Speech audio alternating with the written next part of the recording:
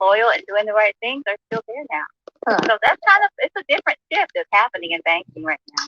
Okay, that's a good thing. I think it's a very good thing. Very good. Because it's so competitive. Now, what market are you in, Queen? I am in Houston, Texas. Ah, Texas. Everything's big in Texas. Yes. Where are you? I'm in Cincinnati, Ohio. Okay. And no, everything's not bigger here. It just gets more expensive for no reason. Oh my goodness. And Greg, where are you? I'm in Arizona. Okay. Yeah, Arizona, and been here for about a year, but I came from Los Angeles. Okay. Good old LA. Lifestyles of the rich and famous, or at least the rich and famous zip code. 90210. But yeah, today has been, I don't know how to put it. It's been consistently busy, like you were saying, Queen Nikita, you've been in class all day. I feel like I've been in school all day because I look at the computer so much now.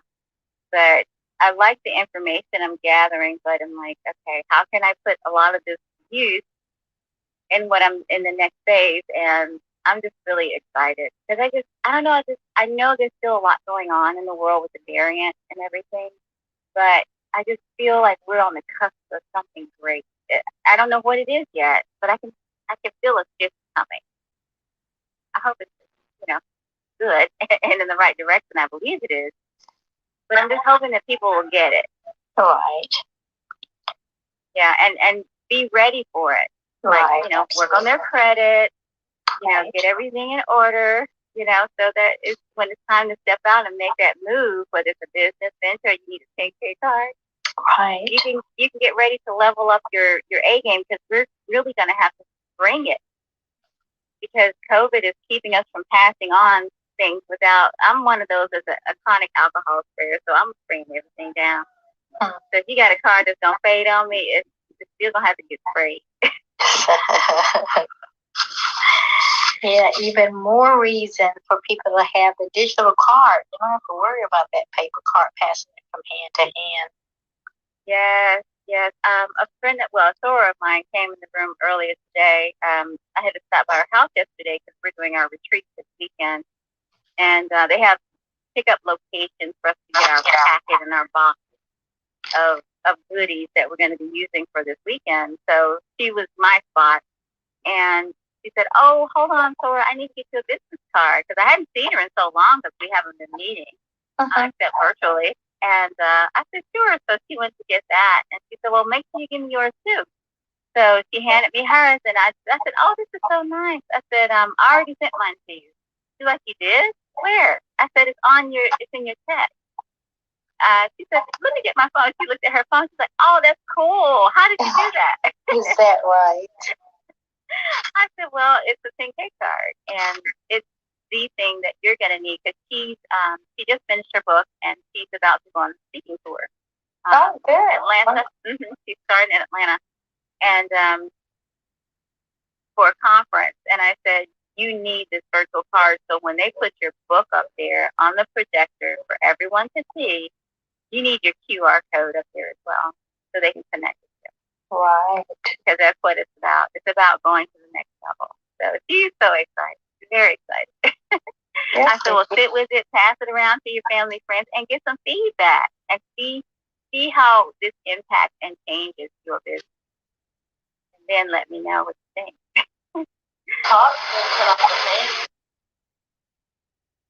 Hi, Queen Ursula. How's it going down there? I see you.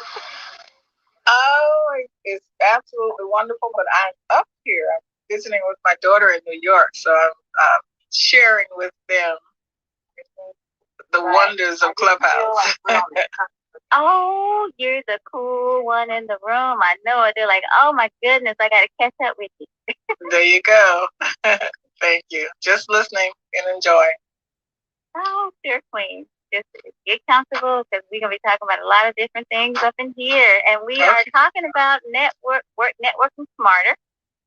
and we were talking about how we're using our 10K card to actually network. And what I was sharing is I'm transitioning it now into my physical world because I've been on Clubhouse now for 3 weeks, 3 whole weeks. It's like a lifetime. And, I've leveraged my network here and still doing so, but I want to ensure that it cross-pollinates into my physical world, because what I don't want to happen is like, TikTok during the pandemic. As soon as I was done, I'm like, you know what? I need a self-intervention for TikTok. I love TikTok, but TikTok cannot translate into my physical world unless I'm trying to do those kind of videos. So I like Clubhouse because it's connecting me with other leaders who are in the world that we operate in business. But I'm leveraging it from the perspective of I'm connecting like you are with your family. I'm connecting my business contacts into Clubhouse to incorporate it. So once we're all out, and I do believe at some point we will be, then we can then proceed, because I see that there's a bigger vision than just being on Clubhouse with the 10K card network.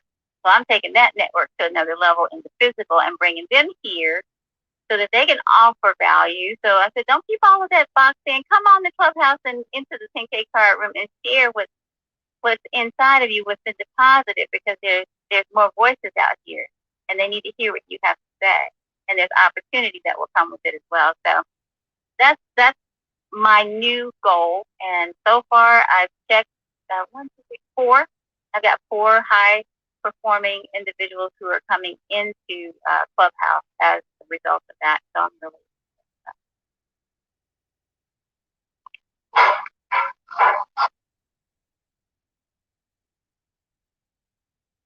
awesome. Oh, Mr. John came back in. He's bouncing around rooms tonight, y'all. Be right back. But yes, I had to check a message. Be right back in the back. I'm still getting used to this back channel, y'all. I look down every now and again, like, oh, a red dot. I don't know if y'all do that, but I'm like, oh, someone sent a message. But yes, it's so nice. So we are talking about networking smarter, and I know a lot of people just got back from Clubhouse Live in Atlanta. Did anyone here on the stage get to go? I know Queen Melissa did. Queen Nikita or Ursula, did you all get to go to Clubhouse? I did not. I've heard some very good things about the experience, but unfortunately, I missed it. I know. And obviously, I'm new, so no. I was like, what is that? They're like, you haven't heard? No, I'm hearing it, and it's a few days, a week before y'all leave. But I had a previous engagement, but I did hear that. So, but my plans are to go to the January Clubhouse. That's going to be in Miami. And I want to go back to Miami because the last time I went, I had so much fun. And it was such a pleasant trip and environment, so beautiful. I'm definitely wanting to go back. And that's my new favorite vacation spot thus far in the U.S. is going to Miami. And before, I didn't like Miami. I will be honest, I was out in the suburbs at mainly country club kind of settings, but whenever you left that world, it's like you were stepping into a whole different world, and I didn't feel safe. And then I kept getting sick because there were flowers everywhere that I was allergic to. I was like, oh, I can't do this. But then I gave it another chance, and I went back, and it was phenomenal. So I'm glad I gave it another try. But I'll be back. Yes, indeed.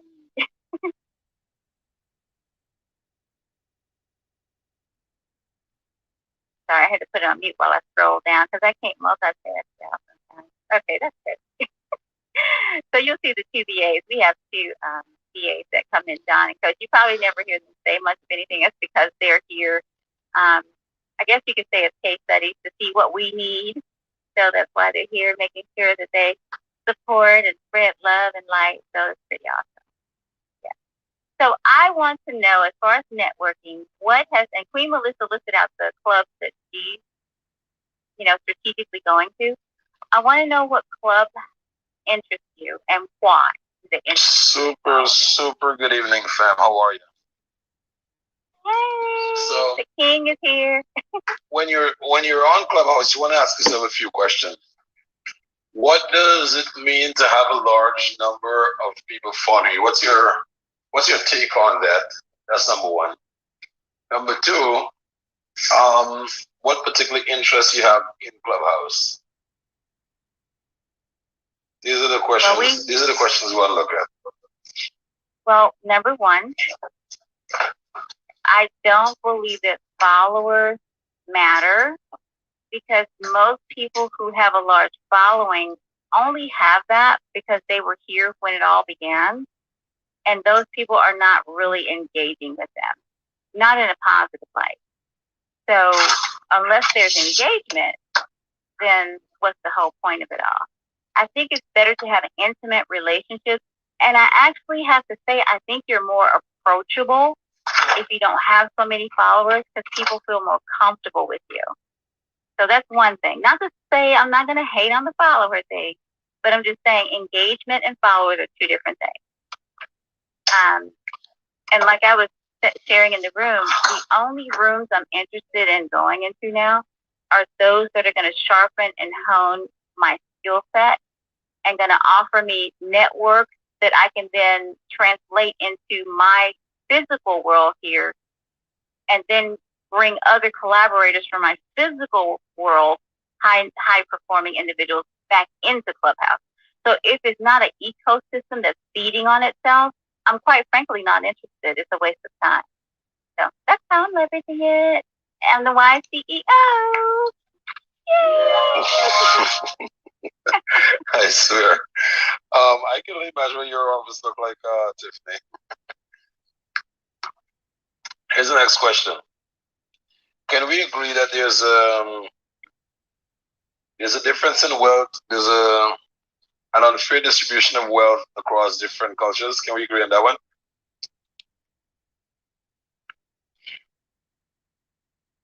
Does the church say amen? Yes, it can be. It depends. It depends. All right. So if we're trying to extract wealth from different cultures, how can you extract wealth from someone who is not accustomed politicking with you? So here's my secret hacks for Clubhouse, guys. Step one, as much as we may not want to always admit it, the number of followings you have, it actually helps with your influence on the app. That's number one. Number two, influence have a big part to play in success on the app. If you have influence on the app, you're going to get a little more success out of the experience here on the app. Step three, someone with 10 followers speaking to an audience versus someone with 10,000 followers, the person with 10,000 followers is going to get a little more attention. And step four, guys, and I want to hear your feedback on this one. One of the reasons that we achieve so much success in connecting is we do not use the smart side of our brain when we're marketing. We actually use the other side. I would never use the word dumb side, but we have a policy of, if a 4-year-old can connect to our message, we're going to put it out there. What's your feedback on that so far, Tiff? Well, I agree with the simplicity of the message, because if you're too complex and you're not speaking in a way that people can actually process and understand it, then they're not going to retain it, nor can they connect the dots. So that, yeah, they can't. The followers, I agree. If I see someone with 10 followers who, like today, I saw someone who's a high-performing individual in the physical realm who has leadership out the wazoo, but because they're so new, then they only had like 10 followers. So I'm like, okay, you're going to get more just because of who you are. And based on what you just said on this stage, oh, you're a powerhouse. It won't be long. So I guess I see it a little different, but you're right. People do judge based on popularity. But for someone like me, I'm looking for something deeper, because I've followed and listened to a lot of people that have a gajillion followers, and they have absolutely no value to offer anyone. They're only here to stir up trouble. And people like that kind of thing, so they follow them. But for me, I'm looking for more substance. I'm looking for something deeper. And I know that my demographic in my age range is so new to Clubhouse. They're probably not going to have more than a couple hundred followers at this point, because I've only been on a couple of weeks. So I'm like, yeah, they're probably going to be like me, only a couple hundred. But when I go to their Instagram and I see their content, and some of them not on Instagram yet, but when I listen to them and I look at what they have to offer on, like, now they're on LinkedIn and they're on Facebook. Now they're easy to find over there. Their followers are out the wazoo. So it just kind of depends. But I agree with you. I mean, you have to be strategic. And when you do offer things, because, I lean on people who think differently than me to give me feedback, because I want to know if what I said is going to lead me to a sale. I was mentioning to Lisha, who came on earlier today on the stage with MBN, was here. And I was back channel messaging her on Instagram, and I said, I really like this because I need to learn how to sell my product and myself. So I like this. I need to work on that. And it's not something new that I just learned today. No, I've always known that, And so I said, yeah, I've got to work on that. I'm not really good at closing that, so I need to focus on that, focus some energy there. And I like that. So, it's just kind of how I'm programmed. I like feedback because it helps me. But that's kind of how I see it. Yes, if you are not going anywhere with your message, like it's not leading to a sale or a lead, or what's the whole point of it? Okay.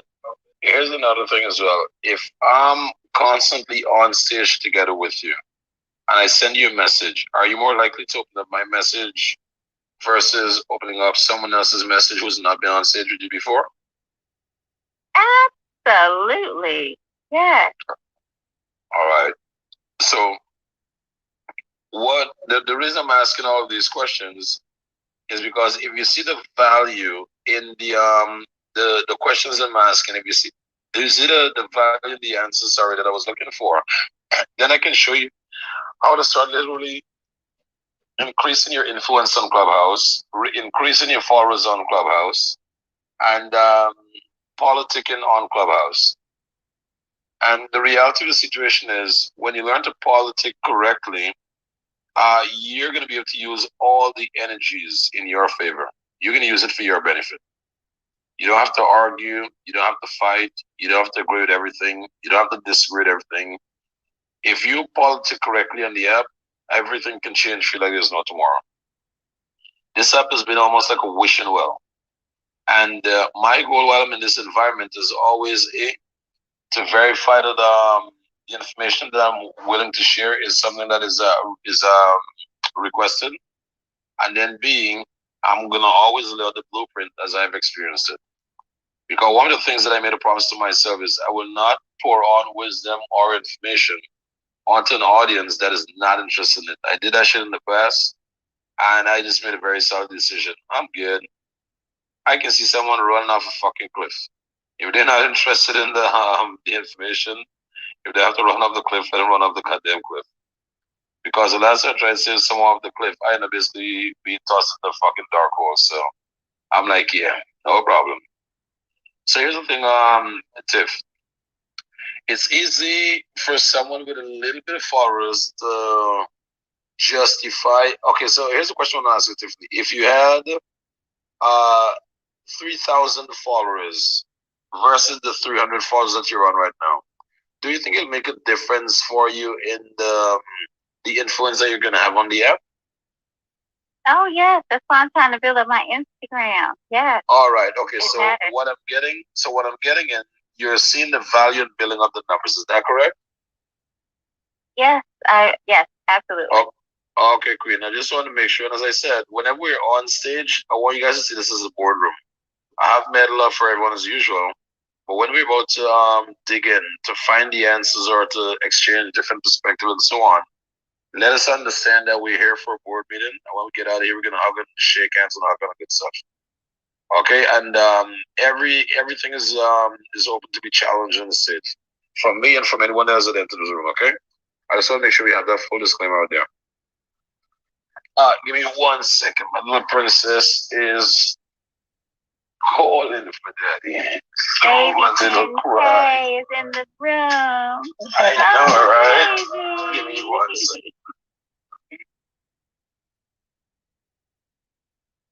Wait a minute. What time is it? It's past her bedtime.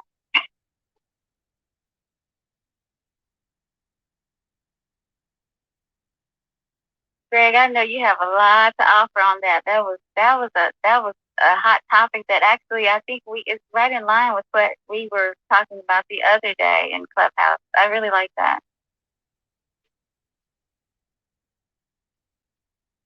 Okay, he might be working. He's got some ninja tactics up there.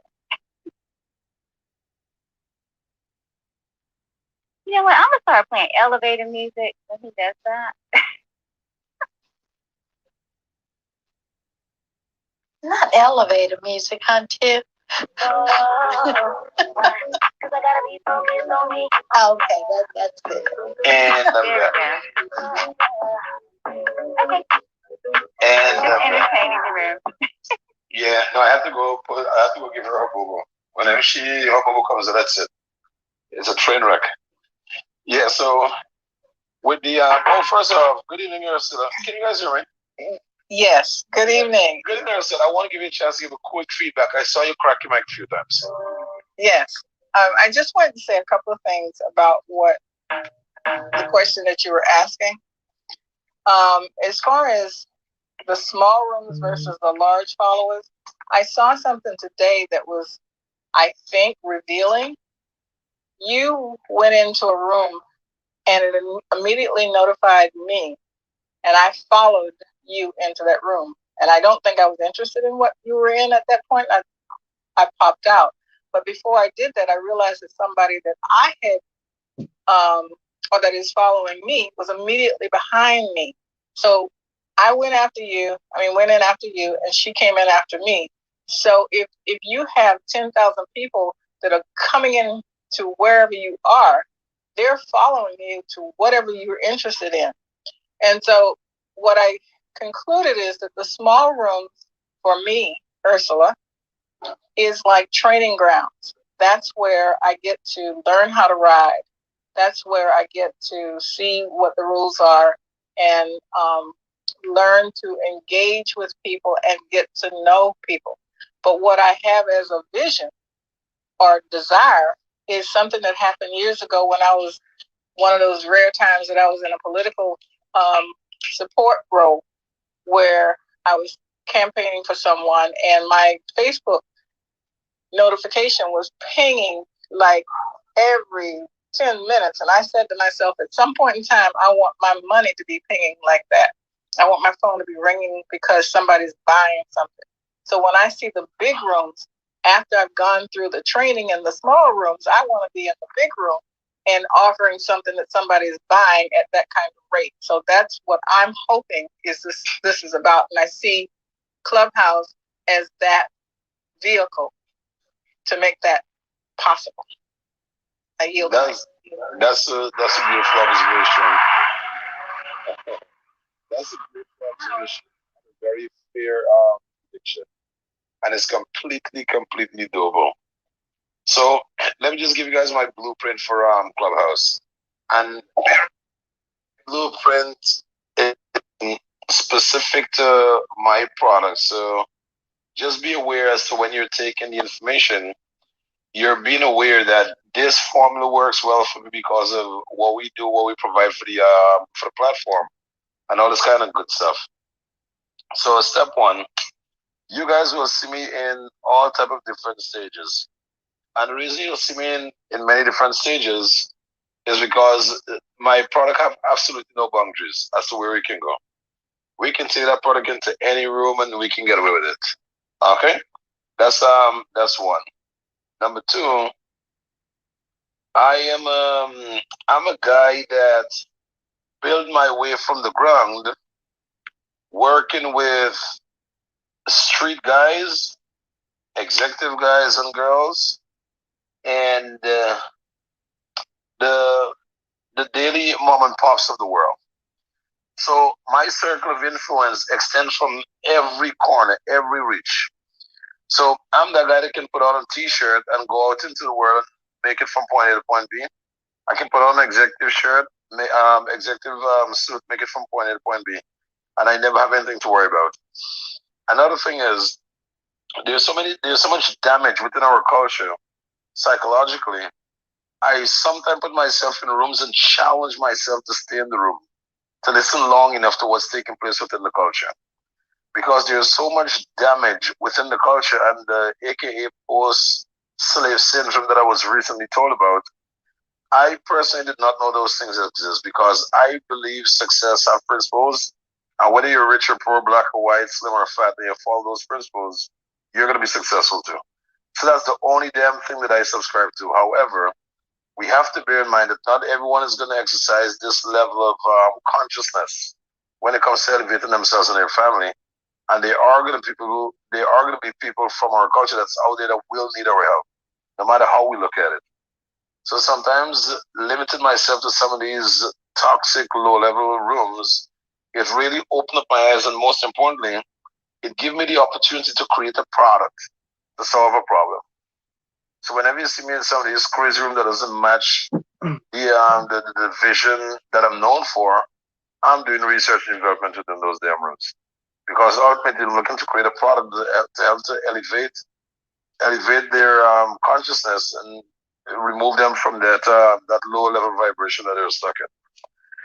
And what I learned from experience, the best way to move someone from point A to point B, first have to meet them where they are, which is point B. So if these are rooms that they hang out in, sometimes you have to go into these rooms and start making connections. And then from those rooms, you start taking them start taking them to different destinations. What's the feedback of that so far, guys? Guys and girls, by the way. Makes sense to me. But it's hard to take when you go into some of those rooms. It's like, oh my God, my ears are burning. Yeah, but I get the point. Yeah, no, some of those rooms are crazy. What's your feedback, Tiff? I want to get some feedback. Let's have some active debate. I don't want to be just a sounding board. I feel that there's a need for us to be more open as a society. Right. I raised my children not to see color, and then when they grew up, I had to explain to them, while I raised you that way, you're still brown, and people will misjudge you because of that. But it's my hope that your generation will help change things. And from my perspective, I think that some people have a really hard time with that. They have a hard time adapting to the fact that we've got to be more open than we are. Well, I understand. I've been a part of organizations, many, that focus on the Black family and the Black experience, but yet there are so many other experiences as well. So just because I'm brown doesn't mean I just want to focus on us. I want to focus on humanity, because this changing world is evolving, and until we evolve with it and stop only pigeonholing and putting ourselves in a box, then maybe we'll be more acceptable, and maybe other cultures will listen to us more, because we're not just making it about one demographic.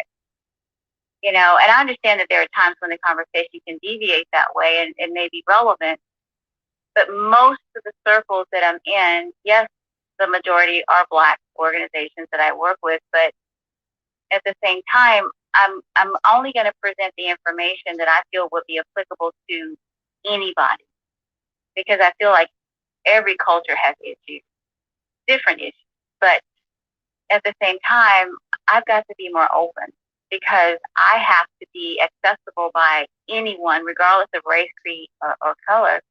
And that's just a personal mantra, just who I am. And for that reason, a lot of times even my children have been ostracized, because they don't care who you are. If you're friend or foe, they don't care what color you are. They care about your heart. And that's what's important, I believe. And we're in COVID. Everybody's being impacted.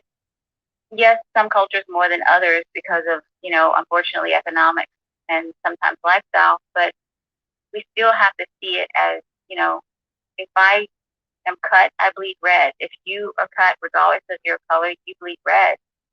I think there's a reason for that. But I do find it really hard to be in rooms where it's only about one thing, which is fine as long as we're having a productive conversation. But sometimes it it can get so one sided that people are so busy trying to be right, they're no longer really talking about the issues anymore. Let me help you. Let me help you with something, Queen. So whenever you're in a room, my sole mission when I go to a room is for me to network. My number one priority is how and who do I need to meet in this room while I'm here. And it doesn't matter the fucking topic being discussed. I can read your bio and said, hey, Tiffany, I see you're interested in XYZ. And really, this room does not have anything to offer what we're looking for. Are you available for a quick 5 minutes call? Are you available for a quick 2 minutes call? And these are the things that I would do when I'm in the room. So when I'm in the rooms, I'm not lost in the topic of discussion. I really am not. I'm looking to see who are the members that I'm going to connect or who do I want to meet. And let's say it's someone that I've seen, let's say maybe 4 or 5 times in the same room. I would send them a DM, hey, what's up? I see you in the same crazy room here together. How are you enjoying it so far? Oh man, this topic is interesting. Well, guess what? The topic just became interesting for me as well. Because that's something I'm looking to politic with. So when you walk into a room, don't limit yourself only to the topic of discussion, but open up yourself to use it as a connecting point to someone that you want to connect with. Because someone that you're looking to close a deal or to do a transaction with, just for some weird reason, might be interested in the conversations. And if you swing it correctly, politics-wise, it'll take you closer towards making transaction real. What do you think of that so far? Yeah. Yeah. So basically, you're saying to completely, not completely, but don't be as invested right in the topic at hand. Be invested in the people that you're intentionally going there to meet. Because one of the reasons when I met Greg and I saw what Greg was all about, it doesn't matter which room I'm in and I see Greg, I'm gonna intentionally go in there to get to connect with Greg. You see, I didn't went there for the title of the room. I'm gonna read the list of names. It's on the outside, and I'm gonna say, okay, I definitely need to reach in there. When I met you as well, YC, if I see your name in the room, I'll pop in there just to say hello or like, oh, let me see what you're up to, just to show some support as well. Whenever I meet interesting people who I know for a fact is going somewhere, I'm always looking to increase proximity. Because one of the things that people are not aware of, and it's almost like a cheat code for me. Everyone here on stage, I will always find a way to leverage your existing experience in a collaboration that we're going to create and make some money together. Everyone on stage, if you guys listen to me closely when we're speaking, I'm always looking to see how best we can leverage your existing experience. Because sometimes people are not aware of how powerful their experiences are. They're not aware of how powerful the investment that they have already made and that's already been documented, how they can use it in the marketplace and increase their income. I'm aware of that power. I'm aware of how to leverage it. I'm aware of how to put the right keywords in place when having a conversation and complete winning the voting rights of the audience. And every time anyone is around me, I will always be 100% open just so we can take something away from the conversation. Are you guys with me so far? I mean, look at, let's look at Greg for a second. Greg, you there, buddy? Greg, what's up? You in the building? I'll come back to Greg there for a second. Ursula, you in the building? Yes. One of the reasons you got my attention, Ursula, step one. You said something very simple to me. You said, Sean, I like the product. But because I'm involved in XYZ, I'm going to double check first before I can make a commitment and move forward with the product. I said, not a problem. And then shortly after, but then even in the same transaction, I said, okay, start with the basic version. Which way the decision go, left or right, it doesn't matter. That's a transaction anyway. And then shortly after you called back and you said, hey, this shit is grabbing too much interest. I want to upgrade immediately. What I heard what I registered when I heard that is you were willing to forego all the politics and all the BS because if it doesn't truly align with your spirit and your energy, you're willing to break the rule anyway and find a way to justify your decision. Would you say that's correct? That's more correct than you even know. I love it because at the end of the day, I'm a disruptor, and I love to attract disruptive people. I know for a fact everyone on stage right now, including Crazy Tiffany, I call her Crazy Tiffany, because when she's ready to go deep dive into something, she's a problem by herself. You know what? You want to leave her the hell alone. So, so I love disruptors because disruptors are the ones who's going to actually dramatically change the wealth gap once the collaboration becomes a reality. And by the way, guys, I'm now the proud owner of collabpreneur.com. Collabpreneur.com. I see everyone is doing the mompreneur, thispreneur, thatpreneur. So I got the collabpreneur.com. Yeah, so I'm looking to attract rule breakers and disruptors. Because if you're a rule breaker and disrupt by nature, you already at this point of your career have some thick fucking skin. So I'm not worried at all about you fighting and kicking on doors. And the more we get into the conversation, is the more I am aware of all the different strengths that we have collectively. Sorry, and once used appropriately, there's nothing that can stand in front of us that we can't kick open. In full declaration, I always make a statement whenever I go on any stage. My number one belief and the ultimate love of mine is God. That's number one. Number one. Number two, I'm a spiritual being. What does that mean? There's no color, there's no race, there's no anger, there's no hate. It's only unconditional love, including unconditional for viewpoints that are not mine. So even if someone thinks differently from me in a spiritual sense, I can have unconditional for that individual and respect their viewpoints. Because most time when we don't agree with someone's viewpoint, we're ready to cancel them, and that shit needs to stop. If we all want to coexist and make the world the most amazing place that it really is. And then step three, I'm a black man. And as a black man, I know there's a lot of work to do within the culture. And my goal is to collaborate with everyone from all regions while pushing and helping with healing within the culture. But I'm also one that's going to hold everyone responsible for their actions. You know, there's something that happened on stage where I mentioned it yesterday, where one of my elders, Brian Franklin, he came on stage, he asked a very sophisticated question, and some young people out of their element responded very, in my opinion, disrespectfully. And I just waited until my time was to speak. And when I started speaking, one of the young ladies stepped out of her lane and started to make a comment, and I was just not in the fucking mood. And I literally told her to shut the fuck up. Not because I wanted to be condescending or anything like that, but equally as it's important to tell someone shut the fuck up, it's equally disrespectful to interrupt someone when they're actually speaking, especially with a point that they're very passionate about. So when I crack the mic and I put it like that now, oh, all of a sudden you're disrespecting a black woman and this kind of stuff. And that's a topic that I want to touch on because we need to stop hiding behind that label. Okay, we need to stop hiding behind the label. We need to start taking full responsibility. Okay, so those are some topics that I'm going to be opening up really, really strategically because it needs us to all take responsibility. Yes, we need to treat everyone with the respect that they deserve, starting with don't interrupting someone when they're in a very passionate presentation. You know, so these are all something we want to touch on. So with that said, where were we? Where were we, guys? Let's get some feedback from the stage first before we continue. I don't want this to be this with Sean with his goddamn mic off.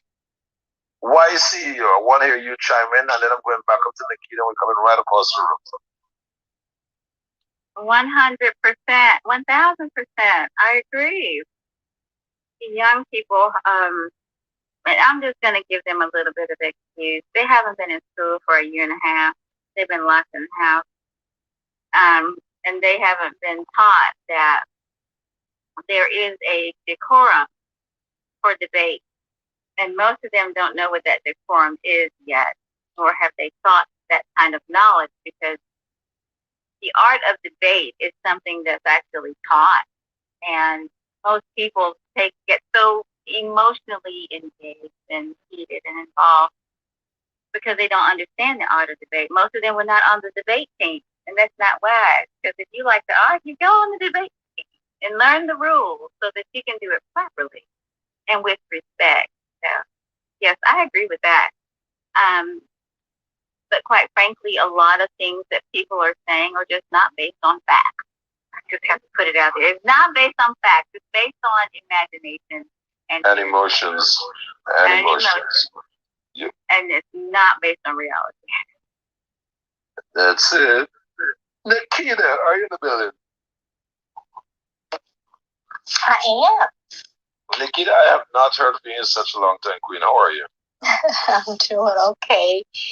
Just transitioning through life and trying to reboot and get started again. But yeah, I'm doing okay. All right, so your energy seems a little low. Are you okay? I am okay. Is it late? Well, it's 10:15 here. All right. Yeah. You know when you're ever on stage with Sean, it's a loose cannon, okay? And when I look around the room, all I see are loving, sharing, caring people that's within our environment. And anyone that does not fit that mold, I wish upon them an attack of their conscience. Let's put it that way. Let me ask you a question. That thing that me you spoke of, what I told you first of all, congratulations. And that's God working in your favor. Do you remember what I'm talking about? Yes, I do. How are you handling that situation? I did allow it to get me down for a while. And I'm actually hearing it in your energy, and that's why I'm asking you. And if it's okay with you, I'm going to confront you on stage about it, because you see that crazy queen that's flashing her mic, and you see Ursula right there, and you see Melissa right next to you. Yes. They're all going to give you that female energy, and they're going to hug you, and they're going to help you to heal much faster. And Greg, John, and myself will stand with the swords to make sure you're protected. Okay. All right. There you go. So we're gonna dig into you this evening, because you're gonna find some goddamn emotional here this evening. I want that energy. I want that pure feminine energy coming out of you. Okay. Okay, I appreciate that.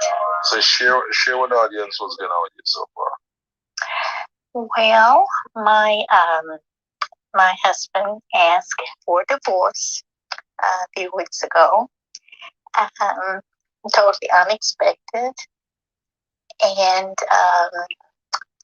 I'm just dealing with how I'm going to give him what he's asked for, because, it just doesn't make sense to stay somewhere where you're not wanted. But it's 61, and starting over wasn't in the card. I didn't think it was in the cards for me. So, how old, sorry? I'm sorry? How old? 61? 61. When did the Colonel start at KFC? I don't know how. I think it was 65 or 64. We'll double check, and we'll find all the facts and data and examples to solidify your situation as it is right now. Okay, carry on. I'm listening. Yeah, but and I got into a pity party for a few days. I know. That's why I'm attacking you right now. We're going to wash all that pity away from you. But I'm just gonna have to. I'm in the process of finding another. I'm gonna have to rent for a while. and then just move out and start over and know that God has a purpose and a plan for my life. So I just have to hold on to that. Yeah. So that's where I am. Okay, I'm going to respectfully give the ladies a chance to pour into you first, and then I'm going to come in afterwards, and then I'm going to do my architectural work. Sounds good? Yes, sir. Thank you. Tiffany, do you want to take the mic first, and then we go to Melissa and Queen Ursula? Oh, yes, sir, Queen. Yes, sir, King Chime. Now, Queen Nikita, you are all, first of all, I'm going to say, first of all, you are absolutely freaking gorgeous. Oh, he's an idiot. Anyway, oh, I cannot. Oh, you're gorgeous inside and out. But sometimes people are willing to trade the 80% of their life for the 20, for the fantasy. But what I can say to you is, Queen, God knew that this was coming, and I have been in your shoes before, where I was sitting there thinking, well, didn't see that coming. But what I can say to you is sometimes it's a product of some shedding that's needed and revelation that needs to happen. A lot of, quite a few actually, of my dear friends who, our kids all grew up together, are facing that same dilemma or have faced it in recent years, especially during the COVID season. And we've all come to the conclusion that the only way to pick yourself up is to take one step at a time. One small step here and there, and before you know it, you're running again. Now, having moved on to the other side of the equation, and I've been divorced now for 7 years, but it lasted a long time, seems like it was yesterday. But what I can say to you is that when your heart breaks, schedule that time and let it break, because you have to shed that and then have a plan to lift your spirits as soon as you're done, and then keep going. And one day you will find that it doesn't hurt as much anymore. I was married for 23 years and thought that it was for life. And that's the way I acted accordingly. But when it didn't, I said, Lord, it's in your hands. But what I'm not going to do is question my obedience. And I'm not going to put my faith on the line, because I know I'm a good one. I'm a daggone good woman. And I know I'm faithful. But you know of those hidden matters of the heart, those secret places that only you can go in both my heart and his. And I do know that there's a reason that I'm going through this right now. And I'm starting over like you. I packed up, even left my investment in the property, and I had invested quite a bit. And I said, Lord, I told you, if you ever said it's time to walk away, this house without question would not have me. And I knew I had every right to fight for it, but he said, walk away and I'll bless you and give you more than you ever lost. You will have peace that surpasses all understanding. I walked away from that investment. And yes, I was like, I didn't have anything for a while. It's because I'm used to having everything. One step at a time, one day at a time. And I will tell you, I walked through that divorce, even though he asked for it, with dignity and with quiet dignity. I never uttered a negative word against him, even though he wanted me back. And I asked the Lord, I said, can you please heal my heart? Because what I don't want to do is, if I go back, I'm always going to question, did you ever love me? And I don't want to go back because I'm used to it. I want to be free. And when you set me free, I want to know that I'm free. Because I know I'm free when I've forgiven. And I won't look back at that again until I've forgiven. Because when you go through a heartache like that, after being with someone basically a lifetime, I can tell you, you have to walk through your healing one day, one step at a time. I did it privately. I did not share a lot of details with even my own family because to me, only God could really understand. No one in my immediate family had ever been married that long in my immediate family. So I needed to walk it out because what I didn't want to do is let hate simmer in my heart. Right. That was important because I wouldn't be right here with another queen as powerful as you are if I had let that hate take hold. And I did not alienate him, nor have I ever uttered a negative word to our children about that. My kids are going to have to go dig up the records. I will take it to my grave because I know who God created me.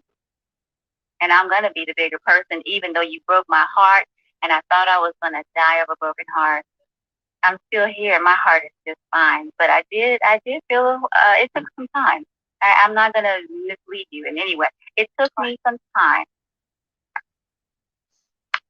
Thank you. Thank you very much.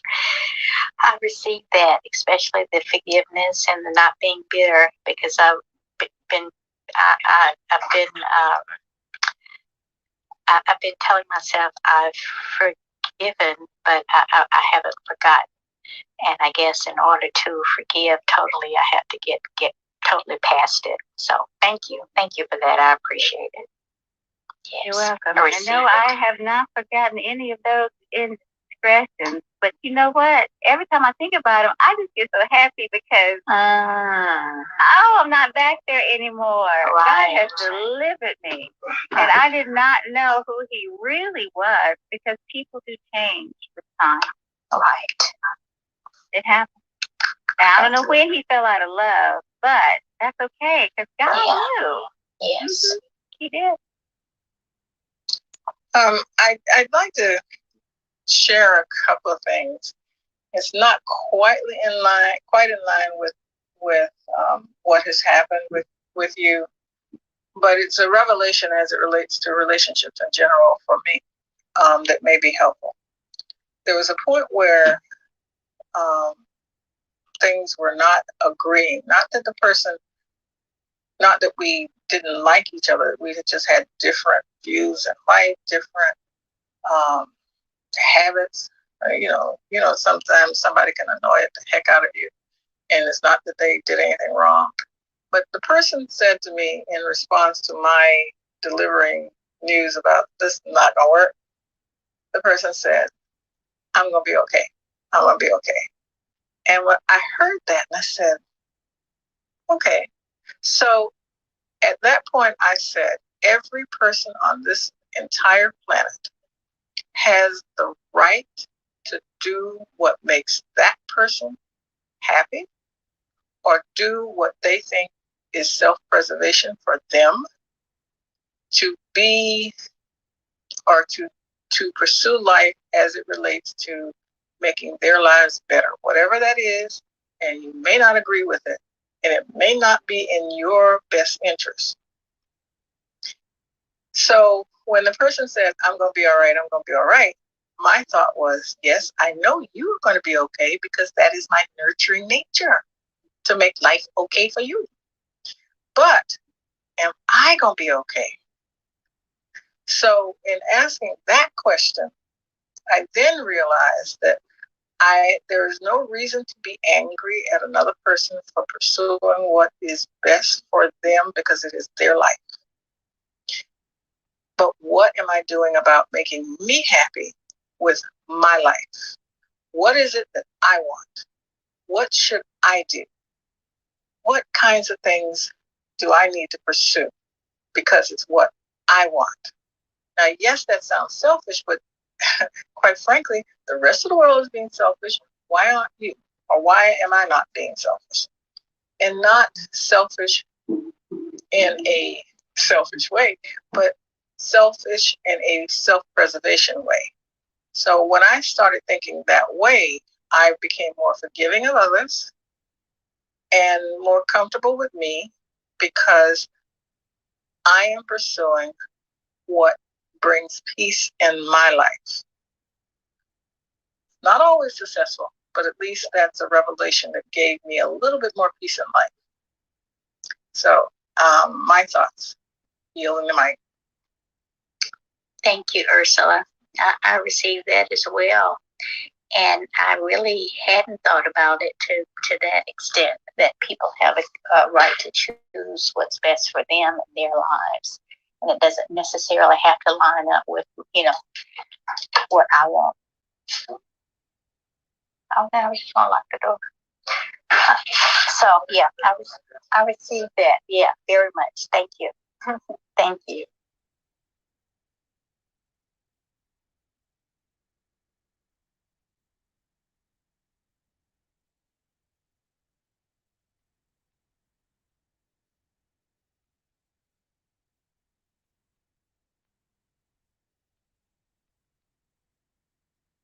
Oh, it's too quiet out here in these clubhouse streets. I did get quiet. Yes, it did. And it's because everyone's multitasking. I will say this, I got so close to God through that journey. So I call it a journey of self-discovery because it really gave me an opportunity to find Tiffany. Because it's easy to get so wrapped up, and it's in line with what Queen Ursula was saying, in other people's lives that you forget what you want. And not just what you want, but whom and whose you are and why he put you here. And it wasn't for another person per se to be connected to them and their dreams and all of that. Sometimes, and I started to focus on me and my goal, and it really changed my vibration level, my energy level. And I spent a lot of time in self-discovery.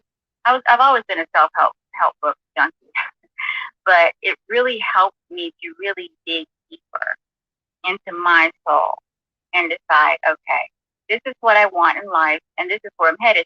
In all honesty, I was the same person I was before, but I was more determined to be that better person. I will say I did throw myself into work because I do have a workaholic kind of mentality, but it really did help me focus on a lot. But I also had to learn to be very careful because I assumed, and this goes back to what Sean was saying about being strategic when you go into a room, even if it's a warfare room. It's kind of how I see it. Because you might go in there with all the integrity and honesty in the world thinking, well, it's going to work out because, hey, hey, here's all my cards on the table. I am who I am. But sometimes we fail to realize that sometimes there are strategies and people who are there, are saboteurs, who are there to then take advantage of the situation. Because sometimes when that happens, other people get into the conversation and they're not in your ears per se, but they can be in another ear, and then they start to try to create this narrative for you. That's one reason that I am so private, I believe, about things like that, because I want my story to be what it is, black and white. I don't want any gray. This is what it is. I want to see it for what it is. I don't want to make assumptions or push my beliefs on the people in this situation. I want to see the facts from A to Z. And so I approached it that way. But what I did not realize is that when other people get into the conversation or into the ear of the other person, they can start to think very differently than even you had known their whole entire life. And I'm being very strategic with what I'm saying because, again, I will not put any negative statements out there because I just don't want to, or I don't think it's appropriate. But be mindful sometimes that there are strategies that people will use because they know you have a good heart. They know your integrity. And they also know you never see it coming. It goes back to the philosophy that until people show you who they are, sometimes you just don't know. I began to meet a person I thought I knew, but I didn't. And it did put me at a disadvantage only from the perspective of others. But because God had his hand on me, I was protected. But when people don't win, it's back to what Tom was saying. Sometimes people will make it about winning and losing, and then he has to tell them, okay, now you need to go somewhere and sit down. He said that way, but that's how it is. But just be, what does the word say? Be harmless as a dove. Be wise as a serpent, but harmless as a dove. Watch as well as pray. Really pay attention, because sometimes as the journey goes on down that little trail, people will start to have regrets, and they can then be upset that you won't adapt to what they want. So I would be very strategic when it comes to getting legal counsel that's going to think differently than you, because that's what's needed. Because you've got an emotional investment, but you need someone that's a strategist. You need a Sean. You need someone that's going to look at it at all the angles to protect you, because you're coming there with all honesty, with the halo and angel wings. That person could show up with a pitchfork and you never even knew they knew what a pitchfork was, because now someone else is also involved. It happens. And it's happened to a number of friends of mine, but not at the level it happened with me. But I can say, just ensure that you have someone that's really, who knows the law very well and knows how to protect you at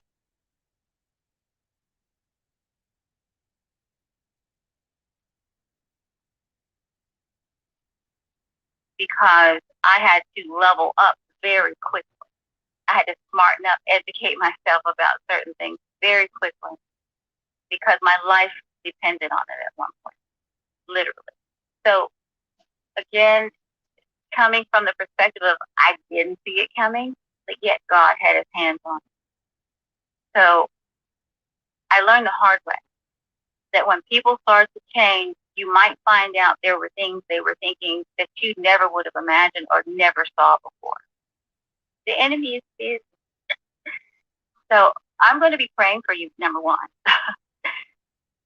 for your heart and just everything, all the work and the time that you now have to invest in adapting, and also for your protection and covering, because I know that things can change very quickly when people start to feel a certain type of way or others get involved. So I just want you to be aware. That's what I'm trying to say. I want you to be completely aware that things can shift. And I hope they do not. Oh, it's my prayer. Thank you. Thank you very much. They could all also remember, if I open up a room like this and we're talking about your stuff like this, you're speaking to family members now, okay? You don't have to do this by yourself. That's number one. Number two, I'm going to be pouring in all the motivation and inspiration into you that you can handle. And the faster you move into production stage is the less time you're going to have into reflection stage. So I'm not going to give you a chance to be reflecting on shit. It's time for you to start driving the engine forward. Thank you, Sean. Okay. Such a man. Such a man. The girls can do passionate, but I ain't playing that game. They must get a chance to pour into it. Let's know. Is Melissa there? Could you repeat that? You broke up a little bit, King Sean. Yeah. Did Melissa get a chance to pour in us yet or no? I'm not sure. I'm Greg. No, she did not. I think she's been on the Queen Melissa. Are you there, honey? She might be on the other line. Greg, what's up? You in the building? Okay. I'm gonna text him. So, Greg, we're talking to you. well, so the thing is, there we go. Greg is in. Greg, do you have anything you want to share on the topic so far? Are you with us or you just listening passively?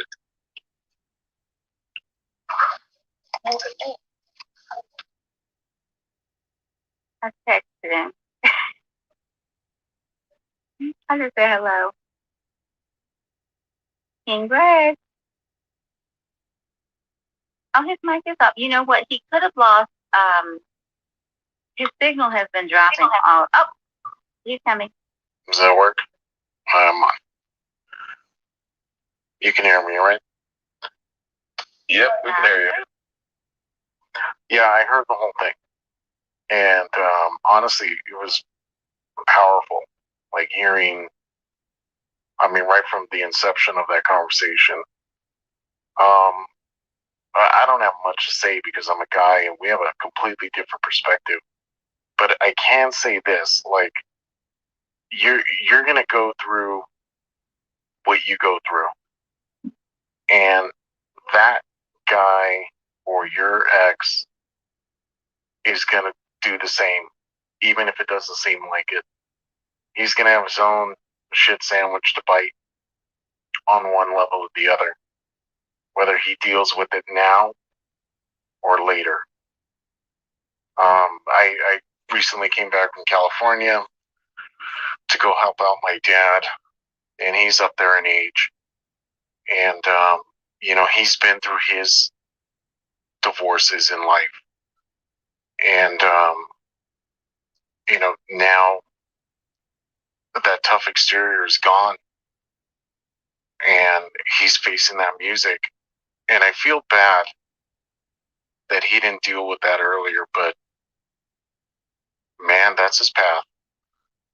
And sometimes a guy can, muddy their own water without even knowing it. But no one can show him that but him. And I think problems happen when couples are trying to show each other how awful they are. And then it turns into some just vindictive thing that goes nowhere. And to be honest, lawyers aren't going to help because, to be quite frank, they get paid by the hour and they make more with you guys fighting than they do with you guys getting along. The same goes for the court system. Everybody there is miserable. Nobody wants to be there. Even the people that work there don't want to be there. And it's just made to suck the life out of you, to suck the life, whatever remainder of love that you guys have for each other. Court does a good job of sucking all that out of you. Whatever was left, it'll take it from you. So, just be careful with that. But I don't know what his reason is. And maybe at this point in his life, he feels like it's justified. But you know what? That's his cross to carry. And the only thing you could do is, wipe that tear, pull that shirt down, stand up straight, and say, fuck it. And have that laugh about it in between the cries. And push forward. Push forward no matter what. Because anything can happen. Anything can happen. And I don't know. If anything is going to happen, it's because you make it happen. I don't know if getting sucked into work is going to be great, because I know Tiffany mentioned that, it's good to deal with it, and Melissa, same thing. But don't forget to, I don't know, just sit back and laugh at this. Look at the irony of it. Look at the amazement, the stunningness of it, and push on no matter what.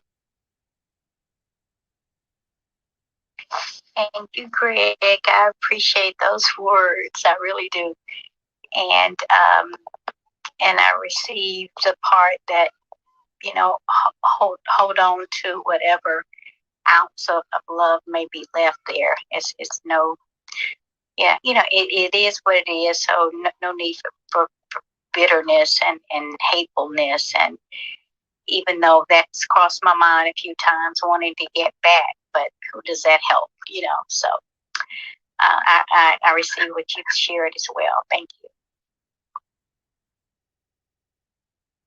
I want to ask you a quick question here, Nikita. Can we agree that the whole world know who the Colonel is, Mr. KFC?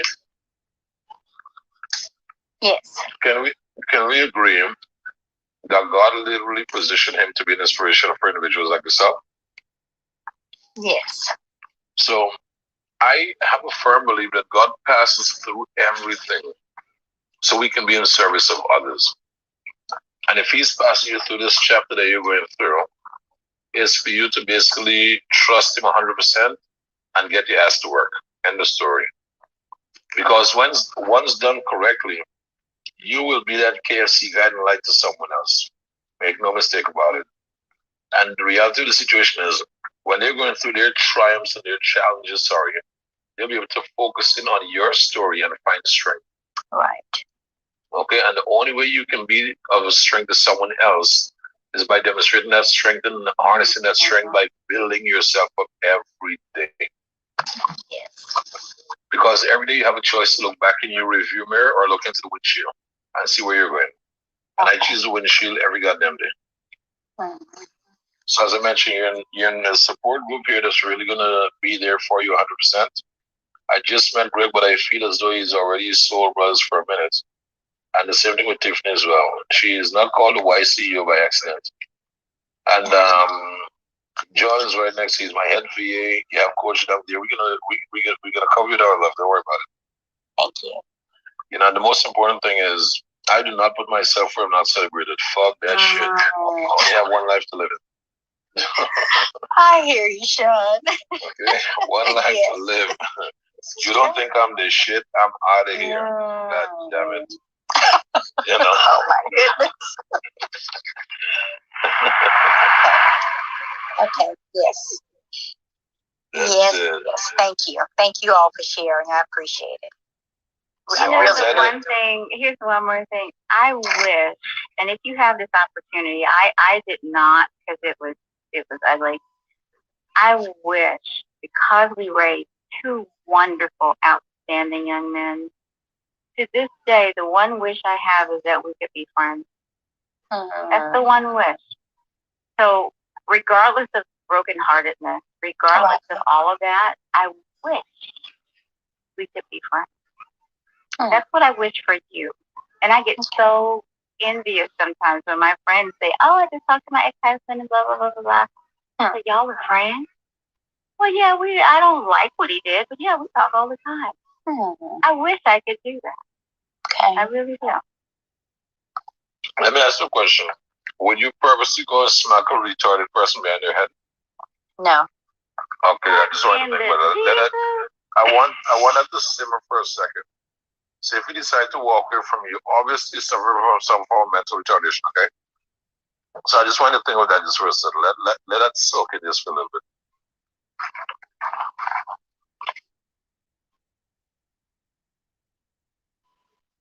I have one more thing.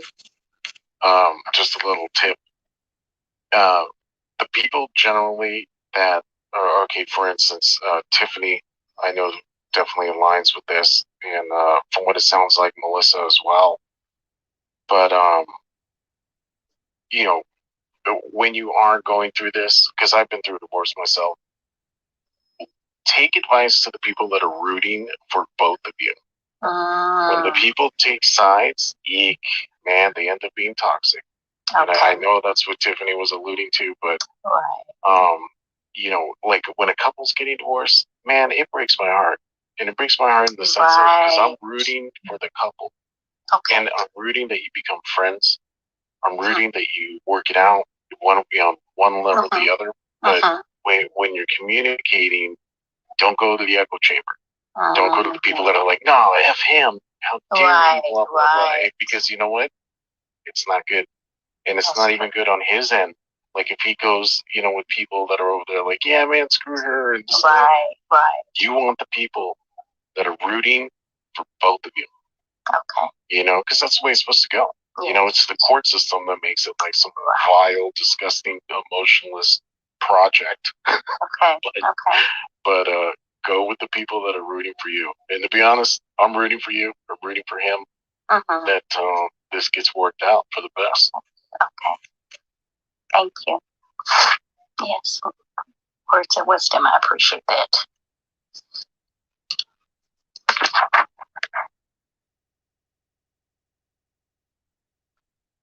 Sean, she's probably, you know, Nikita's probably thinking, man, I just came in here to get a 10K card. I don't know what happened with this. No, Nikita is smart. She already have her 10K card. That's why we can open up there. I tell you, premium members have way more than benefits of the 20%, man. We can even do counseling in a strategic session.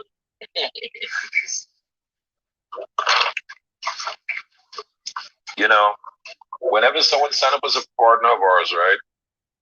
I'm literally opening up my entire vault to help them grow in every area of their life. Because the reality of the situation is, when you help people in their life, business will become better. And so often I see people are lost in the transaction. But if you get focused in the transaction of helping others in their quality of life, you'll be amazed to see the quality of transaction that will come after that individual has been healed. Because when Nikita finds her power, you have any idea the kind of gratitude she'll send back to each and every member of the group? Those are the kind of things that I invest in. You know, so when people are asking, what's the difference with our product and another product?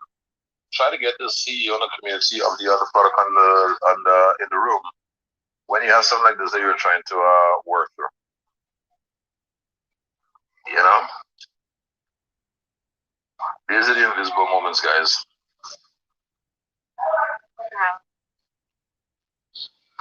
Yes, and I heard you earlier today. I didn't know the young lady that passed, but I heard you speaking of her earlier today as well. Yeah, who is she, son? I saw that too on everyone's post. I'm a brutally fucking honest guy. So I'm going to tell you guys this is right. That young lady reached out to me, and I gave her one of the basic cards. And she said, "Wow, this is nice. How much is it?" I said, "The version that I gave you is the basic version. That's my gift to you. However, I want us to make some money together. So I would definitely want to see you upgrade and partner up with us as a premium member so we can make some money together. It's a one-time payment of $200, and you're gonna earn 20% in every transaction. Because remember, the basic is 100, the premium is 300. So if I give her the basic version for 100, then there's just a difference of 200 to pay." So she said, "Okay," and then she sent me her email.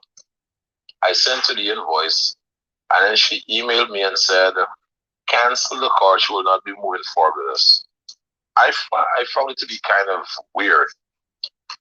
So approximately 2 months later, we were on stage, and she said, "You know, be careful how people are trying to grow their business using your name, because people are attaching their business onto your name and blah, blah, blah."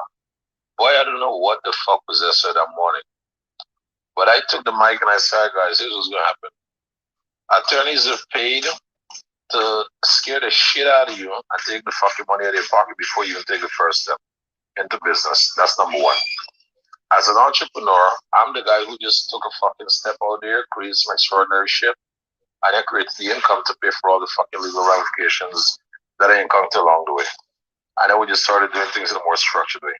But as a young entrepreneur who's now starting off, forget about all the fucking legal jargons and all that bullshit and just go out there and try something. That was just my path, my way of doing things. And it worked out very well for me. That's number one. Number two, every time we add a 10K next to someone's first name, anytime that individual requests the name from us, we send the name over to you for free. We do not charge for it. Why do we send it over for free? If we give you greg10k.com as a gift, rather than taking the $12.95 from you, Greg will tell the rest of the world what 10K card did for him as a gift. every time he mentioned what 10K card did for him as a gift, it's a testimony towards our character and our belief as a company and investing in each other. So that 12, something that we give to Greg as a gift, we can write it off as advertising, and that advertising, in my opinion, will live forever. Because every time Greg mentioned greg10k.com, energy, love, and support is coming back towards the 10K cards company. So I made that mention on stage because I didn't want anyone thinking that, oh, we're trying to piggyback off of their name and there's no gains in it for them whatsoever. And she was really trying to be slick on stage, but you can't be slick with a guy like Sean, especially when you try to, in any way, try to pin my company in any way that is not matching our core belief. I don't give a fuck who you are, you're going to get it. So when we had a private call, me, her, and another individual that mutual respect for both of us, there were certain things that were coming through her and her energy that was not like the most appropriate things. And I told her, I said, respectfully, you want to go to war, I'm equipped for it. It's not a problem. I have nothing to hide. That's number one. Number two, this is the fucking problem in our culture. Because you guys run around on stage trying to speak all this nice, fluffy bullshit. And in the back channels, your intentions are so fucking dirty. And I said, the fact that this guy have the two of us on the call right now, my question is this: how do we move forward? I'm looking to see how can we move forward, can we collaborate together. And she just held this high horse stance, and we just made a decision to agree to disagree. I'll just move forward from there. So when I spoke on stage on her behalf, it was one of those things where my only walk away was serve everyone from your heart every day with every opportunity that you're blessed to serve others with. And if you don't fucking wake up tomorrow, God would have known yesterday was done well. End of story. And I want to pass on that message to each and every one of you guys. Always live from the heart and serve others to the highest of your capacity whenever you come into contact with someone. Be pure, be loving, be sharing, be caring. There is no lack in the universe. The only lack exists in your mind. So remove those limitations from within the mind and start living from a place of abundance. But in spite of the young lady no longer being here, I will cast her as the individual who literally created the pathway for every member of the 10K card the vanity URL to be entitled to the ownership of that URL as a gift from our establishment. So I'm going to basically put that legacy next to her name. But to everyone here on stage, I'm just telling you, man, just live from the heart, man. Just live from the heart. Live from the heart, good things are going to happen. Well, and also, I'm a realist. I just look at the numbers. When you register that name, yes, it's that 12 or whatever it is that time, but you also have to renew that name. It's not $12 to infinity. There we go. And here's the problem. As an investor, I understand the long-term cost of renewing the domain and all this kind of good stuff. But I also see the long-term cost in our clients and keeping our clients happy. Because if we keep over-serving our clients would always keep buying extra products from us or finding a way to engage in further transactions with us. So every day of our life, we have to keep auditioning to keep our clients excited and to keep our clients' attention. That's my business model. So I don't want a client to be in their feelings and then take the name, put it into their registry, and then end up losing it because of an ego problem. Because when we pay to protect name and renew subscriptions, we attach that to one of our major cards. So we don't have any concerns of us not renewing a membership or us not renewing a card. That's not what we do. So when the average person is motivated to go take your name and keep your name and all this bullshit without the right training, well, you can lose your goddamn name on something that you've built. But if we have a company lose the name, then we have a much bigger question to answer to our clients. You follow me? And that's what we focus on, and that's what was not being told to the masses. And that's why I will take the mic and I will always address those concerns that they're not talking about. Because all they're studying about is, oh my God. Young lady had the audacity to tell me, if I buy a name and she went and trademarked the name, I can get in trouble for using the fucking name. I said, first of all, you're going to slow the fuck down right now. You're not going to distract anyone on the stage right now. Because if I'm using a name and you go after me to trademark that name, I already paid for that fucking name. I can leave it in my registry. I may not be allowed to use it publicly, but you can't take that name from me without my permission, my consent. Also, you're not going to get it for free. You're going to have to pay to get a name away from me. Because when I made the investment in that name, you was nowhere in existence. You were nowhere in existence, sorry.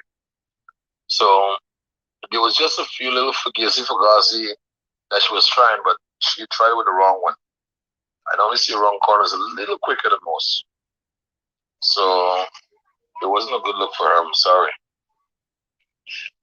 But but the fact that she's no longer here, I don't want to speak of those kind of stuff, but as I said, I'm just gonna be very honest with my community. I'm not gonna try to be politically correct and, make things sound certain, and I'm gonna be brutally honest with it.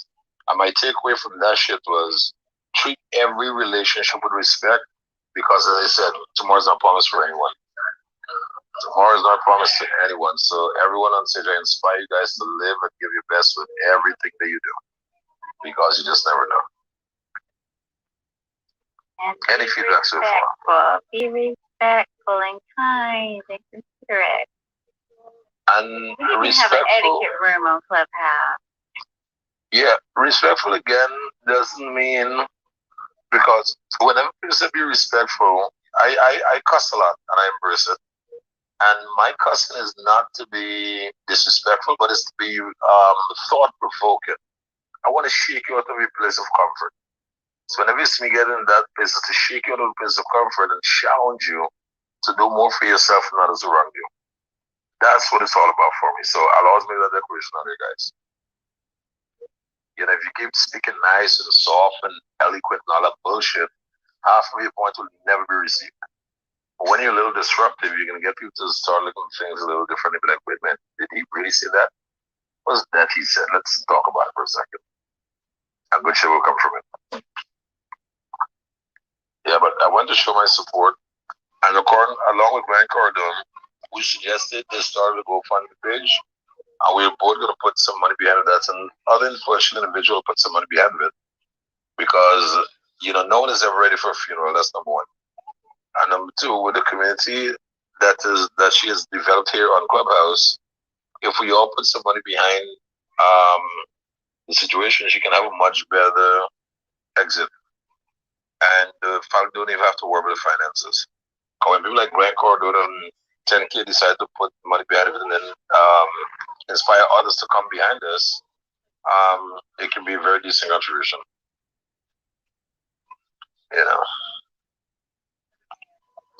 Oh, there's so much going on out here during this COVID season.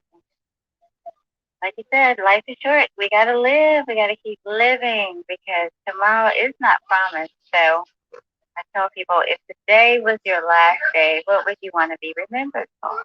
If today was that day. Life is short. Sorry to hear that interaction. I know people can get really focused on their brand to the point where they lose sight of the goal and are so not open to seeing things from a different perspective, or even walking away and coming back refreshed. But it is what it is. You have to keep moving, and when they're no longer here, the brand, then what happens with the brand? If they did not structure it properly, is it going to go to the family? I mean, you have to consider that. So when I hear someone that young has, passed on so suddenly, it leads me to succession planning thinking, because what I don't want to do is leave this earth without leaving legacy and leaving things in place for my children, because they are my legacy. And I want to pass that on to them. or even some foundations that I'm leaving resources to, because we do have to have that stuff in line and have our ducks in a row. So if something happens, our loved ones may be sad, but I want them to be comfortable. I want them to think of me with joy, like, well, she may be gone, but she left me with something. So yeah, it's just kind of the way it is. So it's unfortunate, but thank you, because I did not know who she was. Right, love it. And according to all accounts, she added some real tremendous value. And I don't even say she was able to take away any value from us, because from our altercation, we actually came out with something positive. So the customers end up winning in the end, and in my opinion, it actually helped strengthen our brand as well. One of the things as well, Greg, you in the building? All right. So I want to touch on something. Greg. One of the things that I want you to know about me, brother, is I always say God first for me, and then I'm a spiritual being the second, and then third, I'm a black man. What does that mean? I'm all about solving problems, and as we grow as a culture, as we advance as a culture, I want to make sure that we always create room for friends. And no matter where I go, Greg, you will always be considered a friend. That's number one. Number two, when I'm rocking with someone, I can take it to fucking Black Lives Matter. And if you're standing with me, you're going to have the freaking blood of a black man right there covering you. So whenever whenever I consider you as family, I don't really want you in any way to feel excluded from my energy at all. Because above the level of a black man, I'm a spiritual being. And in my opinion, we're spiritual brothers. Okay, I just want to make that declaration there for you, Greg. So whenever you hear me speaking, I don't want you to feel excluded in any energies that I'm involved in. Sounds good?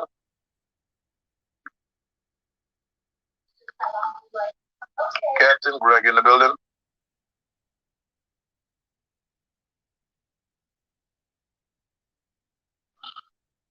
Hey, Greg, you there? If you're speaking, I can't hear you. Let me drop you to the audience and bring you back up. Move to the audience. Bring him back up. Come back up, Greg. All right. Am I coming in? Am I coming in clear? Yeah, you're better now. All right. Yeah. Did you get to hear what I just mentioned there? Yes. What's your feedback? What's your feedback on it?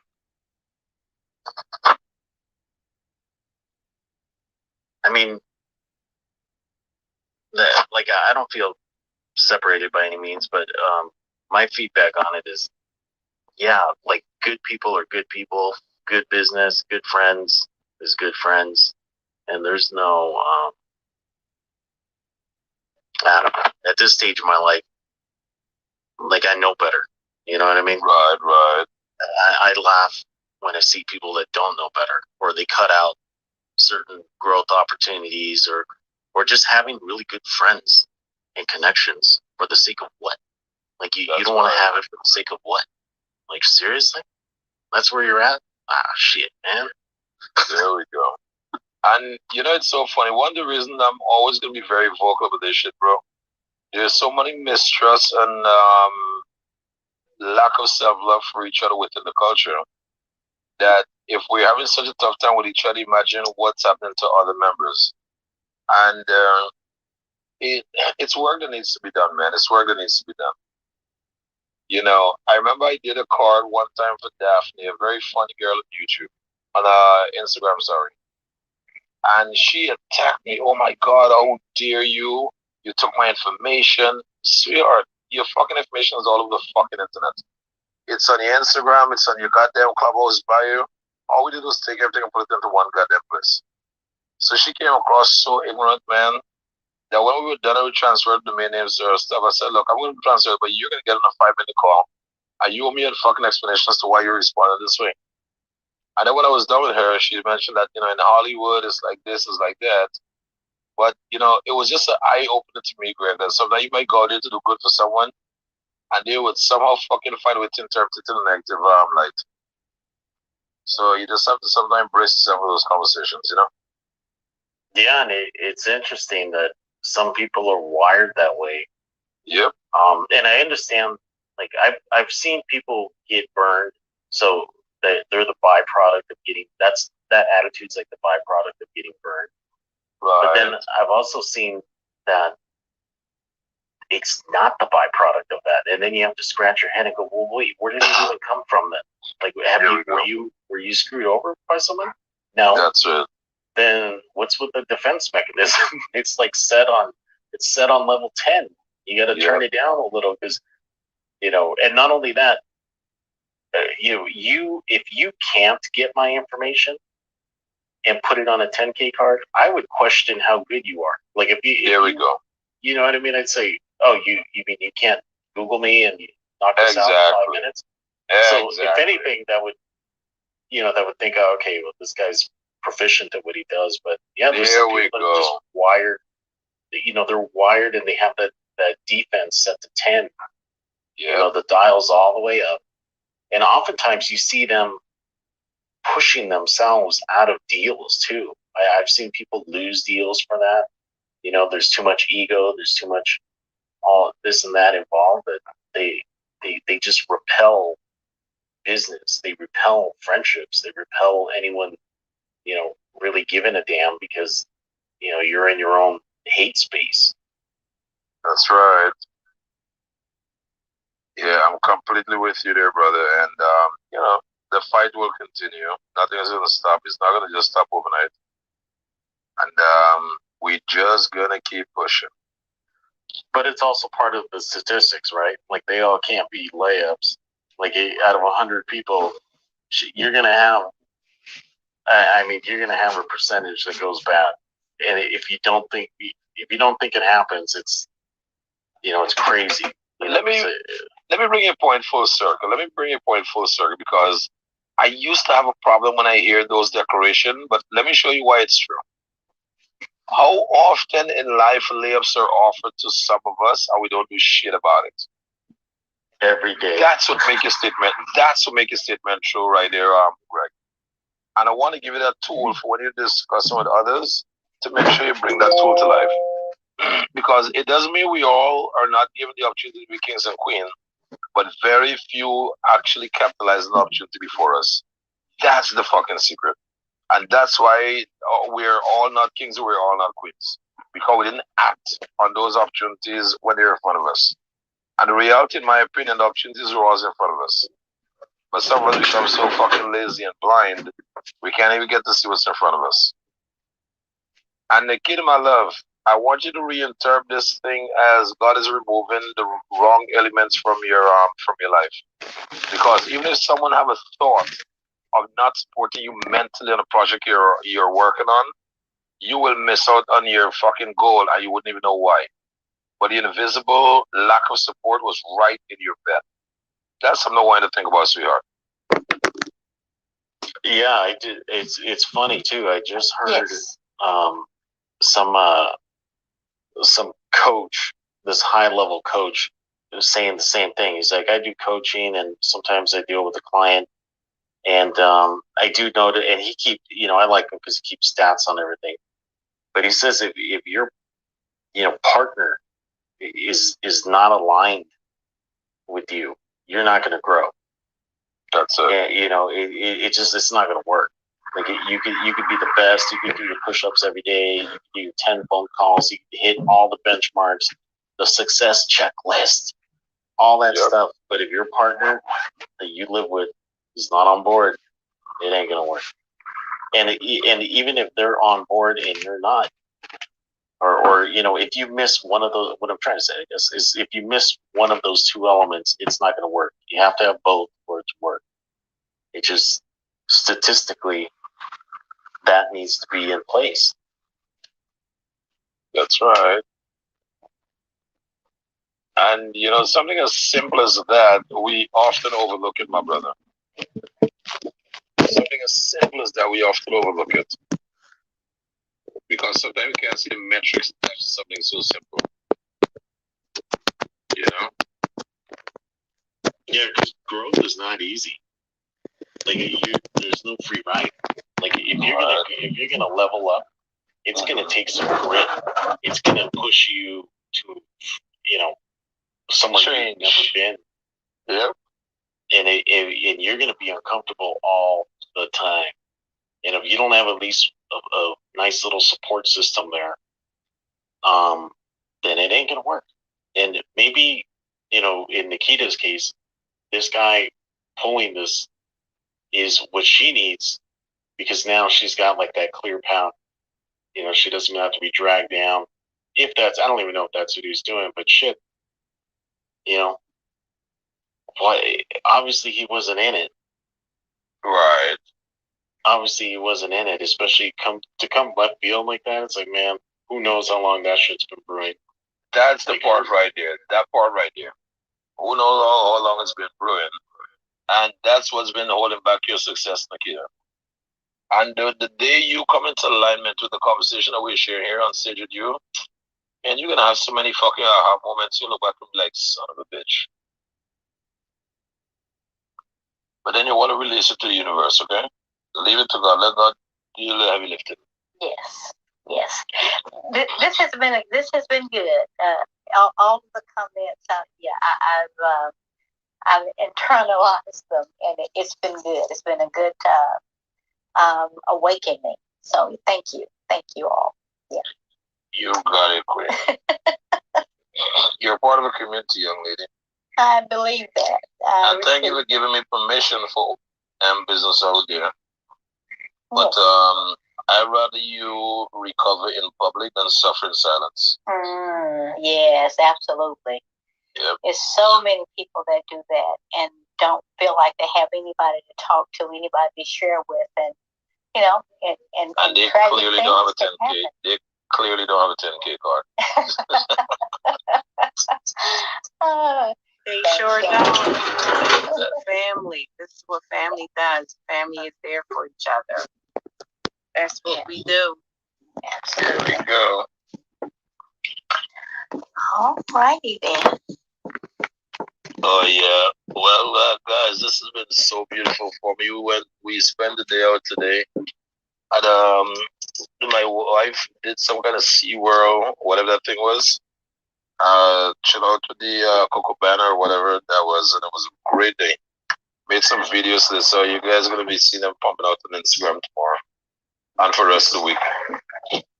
So now let me go cuddle with her just for a little, but I'll leave the room so we can just have some nice open discussions. And are you there?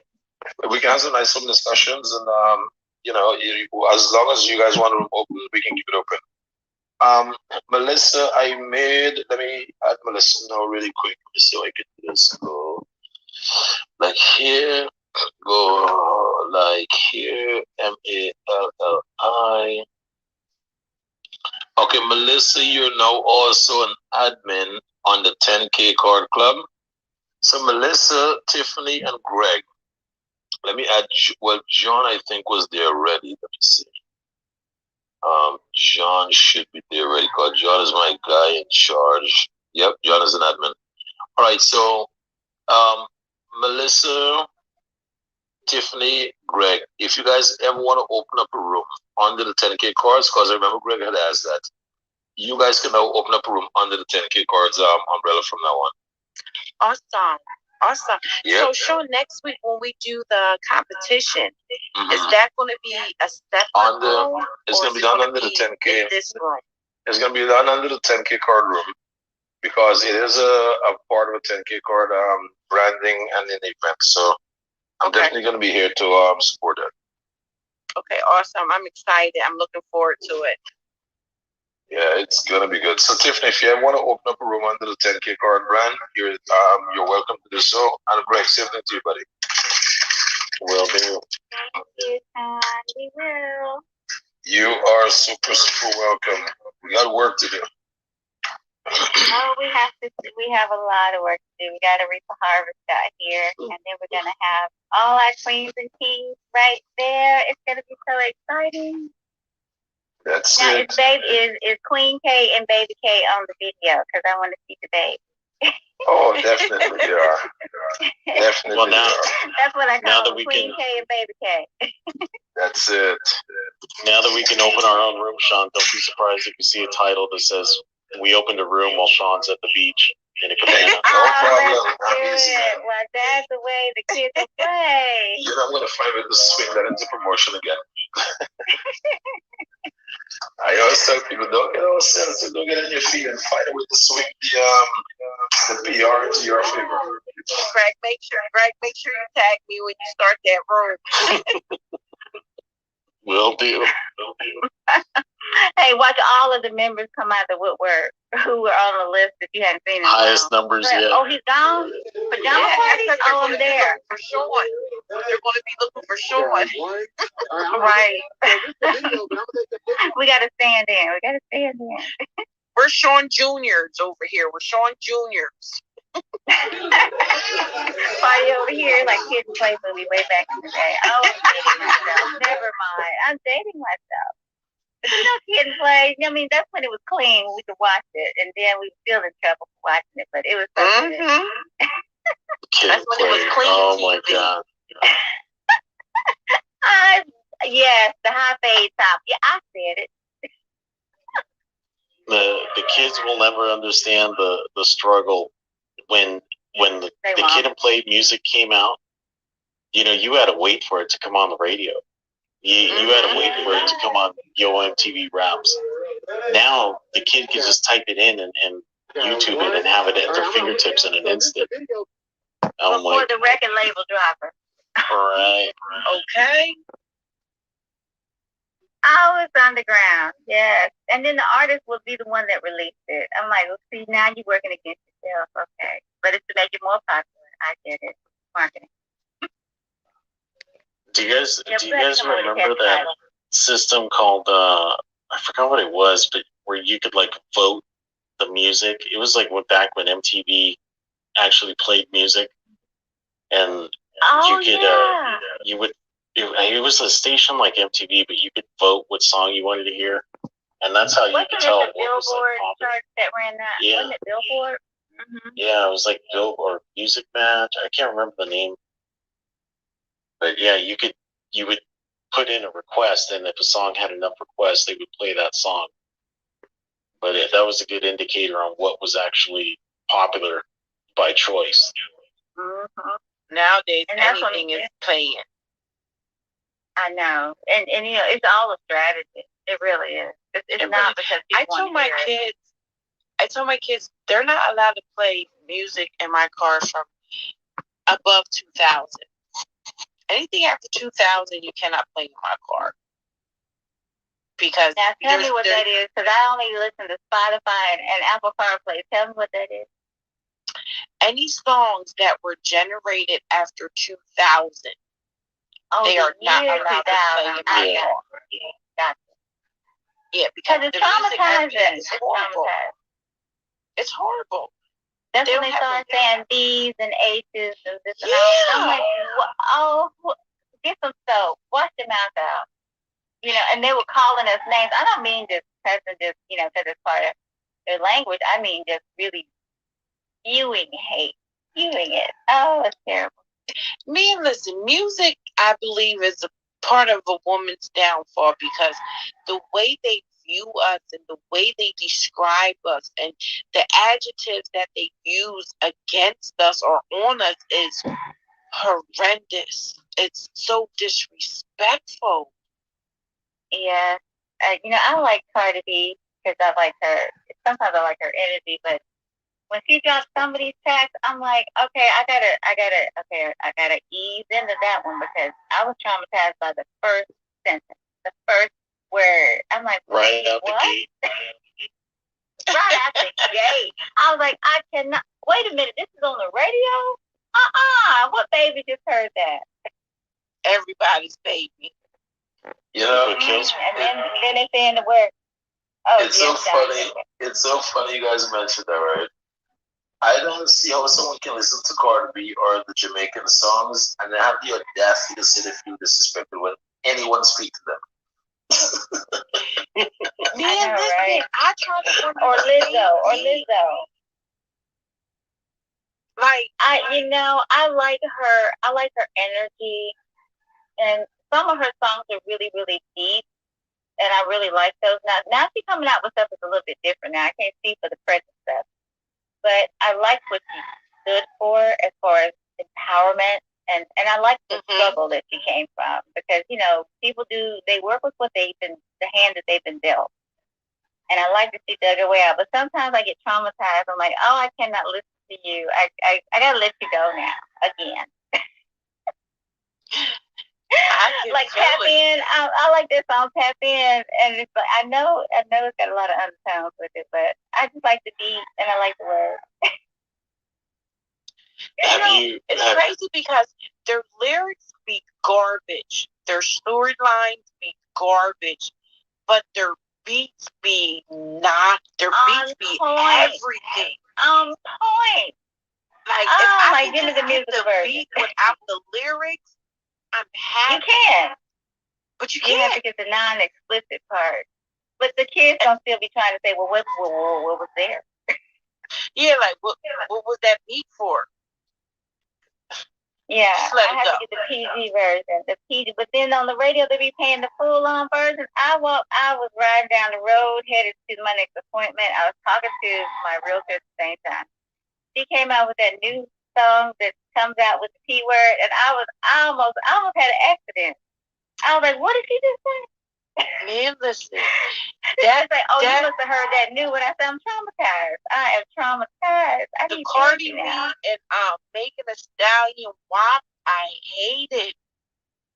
I hate to admit it, but Megan Thee Stallion is my sorority sister, and I just want to snatch all the AK up out of her sometimes. I'm like, girl. But please. You know one thing I do love about Megan Thee Stallion, though?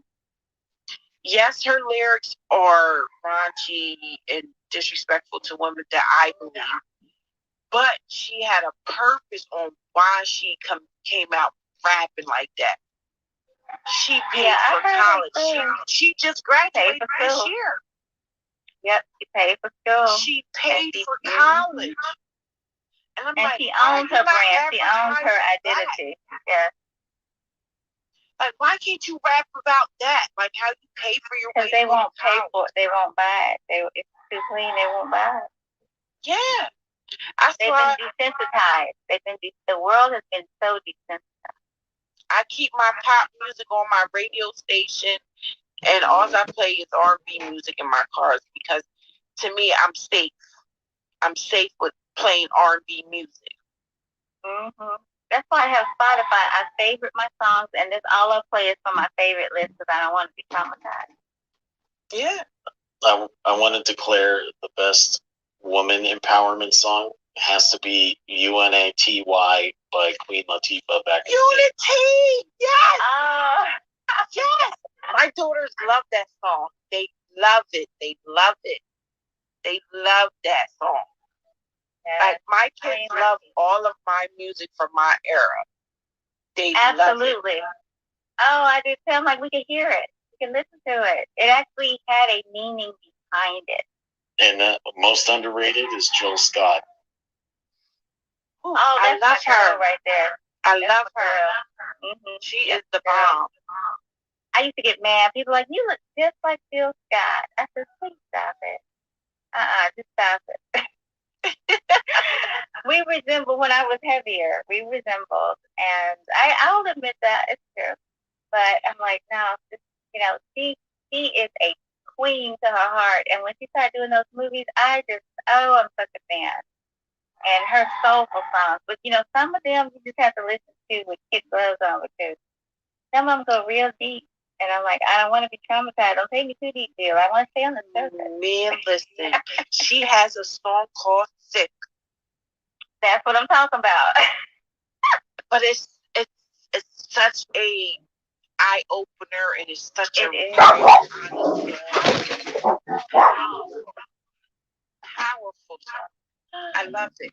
And you know what, Queen Wise? I was just talking about you and bragging about my new friend, the CEO, woman, Tiffany Davis. I was bragging about you, and I was like, I just love her energy because I think she's only like, I think she might be under 5'2". I said, I think she's like really short. Quite that short. Oh, she does trust me. I did. I was like, I think she's really short. I said, but she's a powerhouse. She's a tiny but mighty. Tiny but mighty. So how tall I look bigger are you? on my pictures. See, I'm real strategic with my photographs. I was in a sorority meeting, the retreat, just for the sorority. And the president said, Tiffany, I just got to know one question. I said, what? He said, whenever your picture pop up, I mean, you got it cropped. You got the background on. What you be doing? I said, I be trying to make myself look bigger, okay? She's like, successful. We would never know, but we do know you. You know we know you, right? So I don't want to look powerful. Huh? How tall are you? I'm 5'4". I'm not tall, but I'm not teeny weeny. Well, she was only 2 inches off. That's not much. God dang it. Yeah, just 2 inches. I thought she was on my side, Greg. I'm 5'4". I'm 5'4" and a quarter. And I make sure I emphasize in a quarter because I'm a basketball player. So, oh man, okay, I'm 5'3" and a quarter. Dang it! And all your honesty, Melissa. God dang it. because I have a complex about when people call me short. Because I'm a basketball player. So as a basketball player, you would think that my main position was a guard. Yeah, a point guard. Yeah, you would think. But I made my coach play me as a power forward. Oh, you trying to be Isaiah Thomas? Okay. Man, listen, I made him play me as a power forward because why? I had hops. I can jump higher than any of those power forwards that were taller. We can defy gravity. I'm feeling you. Man, listen. And when I told him play me as a power forward, he was like, "No, I need you as my point guard." I was like, "I don't want to play point guard right now. I need to be down low. Put me down low so I can get the rebounds." He was like, "I'm gonna try you out now." They're never gonna beat you with that. Never. They can't move fast enough. They can't, and they couldn't box out like me because I was because they're tall and clunky. The taller you are, the harder it is to get down and reach down. Yeah, and honey, after that day he put me in as a power forward, I've never played point guard since. Now we're gonna be out of breath because we gotta take 2 steps for your one. Mm-hmm. I will tell my friend Nicole, she's coming on Clubhouse too. And I said, Nicole, I know we're power walking, but I need you to remember I have to take 2 steps. Sometimes for your one. For every one. Because you are all of almost 66 feet. I said, I need you. She's Wonder Woman. She's an Amazon. And gorgeous, absolutely gorgeous. I was like, I'm going to need you to slow down because I'm getting out of breath. I'm running while you're walking. I'm sorry. I need a bike. I need to be riding while you walk. Me and you both. I need to bike ride or I need to continue my 4-mile walks. Yeah. Lisa, I don't know if you're in the meeting earlier. Lisa came in. She's a coach and an author. And she was telling me that Peloton, I don't have a Peloton. I have a Schwinn. And it's still magnetic like the Peloton. But she said, Peloton has a special right now. I was like, what?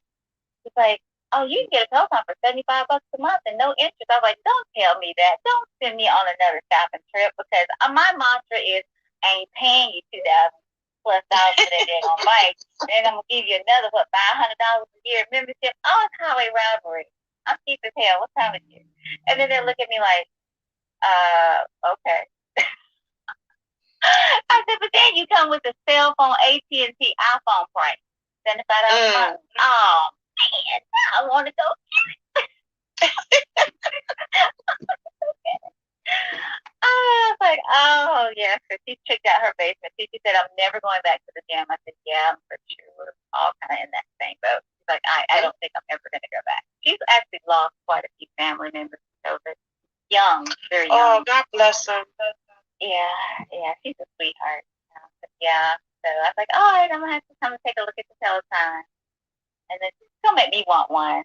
But right now I'm doing me, and I like my twin. I really do. It's new. It's got every feature except for the screen. But I use my big screen TV, so why would I? And it swivels. Why would I? I can look at 60-something inches compared to the little tiny thing. But I don't have the community that they have, so I'm a step down. Well, guys, I'm going to cut in right quick and say good night. Good night. Thank you for all your love. Good night, Nikita. Oh, yeah. All right. Good night, Kanita. Good Have a night. blessed night. Thank you, dear. All right. Look forward to being in the room with y'all again soon. Make sure you check out our picks Wednesday for our competition on Wednesday. Okay. I certainly will. All right. Thank you. Good night. I like her name. I had a little obsession with La Femme Nikita. That show. The show. Oh, yeah. That was a good show. She could kick butt. I was like, oh, I like her. And she's tiny. Now, I don't know how short she is, but I'm like, she can kick some time. Oh, she's such a good fighter. I love it. I love that show. I like any show like that, actually. If it's not a superhero show, I like those that are like, somebody that can really throw down. I'm still trying to get into not Black Black. What one with the lightning bolt? Black Lightning. Black Lightning. Thank you, Greg. From the other side of the color wheel. Thank you. See, I couldn't even find the word black. Lord have mercy. Black Lightning. It's the same, but it's the truth. But I'm like, oh, it's so dramatic. It's too much emotion. It's so emotional. I just need you to fight. Just give me a fight. You got me. Oh, from the sensitive one in the room. I don't know. Yeah. I know. Those shows are addicting. It's like I can't do it now. I can't even do it unless the whole season is done. Right. Because I get impatient waiting for the next episode. You know what I mean? So I watched all of Loki, and it took me a while because I'm not a super fan of his. But once I got to the end, it's like, what's the rest of it? Oh, y'all not releasing it. Oh, y'all don't put the whole thing on anymore. Mm-hmm. Oh, I can't do this. Yeah. Yeah, because if I spend a day getting lost, I want to get all the way immersed. If I'm gonna binge, I want to binge. Right. I want to sit there because I would have scheduled this emotional breakdown because usually it's me downloading all the stuff I didn't been through and traumatized, probably my own self, overworking myself. And I'll sit there and then something will happen and they crying and then I find myself crying with them. I think, well, this was good for me. I don't know what I'm crying about, but I'm going to cry myself. And then now it's time to fight. Come on, let's fight. Have you guys seen the the other shows like Flash and Green Arrow? Flash is too daggone long. Flash and the Green. Oh, I cannot. Green. They're so long. I'm like, oh Jesus. And then I skip to the end, and then I know how it's gonna end, and I feel like, oh, how could you all hate this character like? Oh, you burned through the season? You say like you watch like episode up to episode 5, and then you skip all the rest, and then go to the end. Right. I watched the latest season only to find that our heroes have met a cruel demise, and I'm like, wait a minute, when did that happen? Last time I watched it, didn't nobody know who you were. Now you're dying. What's happening? Oh, I got to watch 5 years worth of episodes. I don't have time for it. Oh my God, that's what it is, huh? 5 years. Oh my God. Well, I think it's 8 years. It's 8, I believe, with Green Arrow. It's ridiculous. I know. I'm on like season 7 or something like that. Oh, like, it's Game of Thrones worthy. We'll chip away at it, like a couple episodes a night. Sometime. Oh yes, the bonding time with the wifey. But you know what I really like? Game of Thrones. I got so into that show. I can't do The Walking Dead, but I can do all the blood in Game of Thrones. Go figure. Oh, the Queen of Dragons. I really like that storyline. Then she went evil. I'm like, really? Come on, she gonna get this far and go evil? That ain't right. And then Jon Snow the murderer now? I'm traumatized. Yeah, y'all should have ended it. Jon Snow was like my dude. And I'm like, oh, I can't with him now. That but show, I got tired of that show was an obsession. Did you watch it? I did not watch it. No. During the obsession, anytime someone has an obsession like that, like it's a cult following, it actually turns me all the way off. I don't want to watch it. Because I'm like, okay, that's just too much. If it got you like that, I don't want any part of that. That sounds like a drug thing. Well, I didn't dress up like a character or anything. I'm just saying that I. Well, but when I did get into it, I'm like, oh, so this is what they're talking about. Okay, yes, I will be the mother of dragons now. I was like, okay. And yes, I would dress up like that during Halloween. When I go in, I go in. Okay, I'm gonna find that I go Wonder Woman outfit. I found it. I just don't know if it's gonna be heavy or not. I did find it though. A Wonder Woman outfit? Yeah, the one from 1984. The gold. You're gonna wear it on Halloween? Like authentic. Yes and no. I would wear it to a costume party. I would wear it out, but not like I don't trick or treat or anything. But I would wear it to a costume party. Wear it to the market. No, that's doing way too much. That's just too strange even for me. I would do a photo shoot in it and then call it a day. And then wear it again next opportunity. I like costume parties, and events where there's like a competition or something. Yeah, I would do that. If you get on American Ninja Warrior, you're gonna wear it. Right. Like people dressed up as Wonder Woman to go see the movie Wonder Woman. I thought that was one way. I thought that was just over stuff. But you. What about that Comic-Con when everyone dresses up?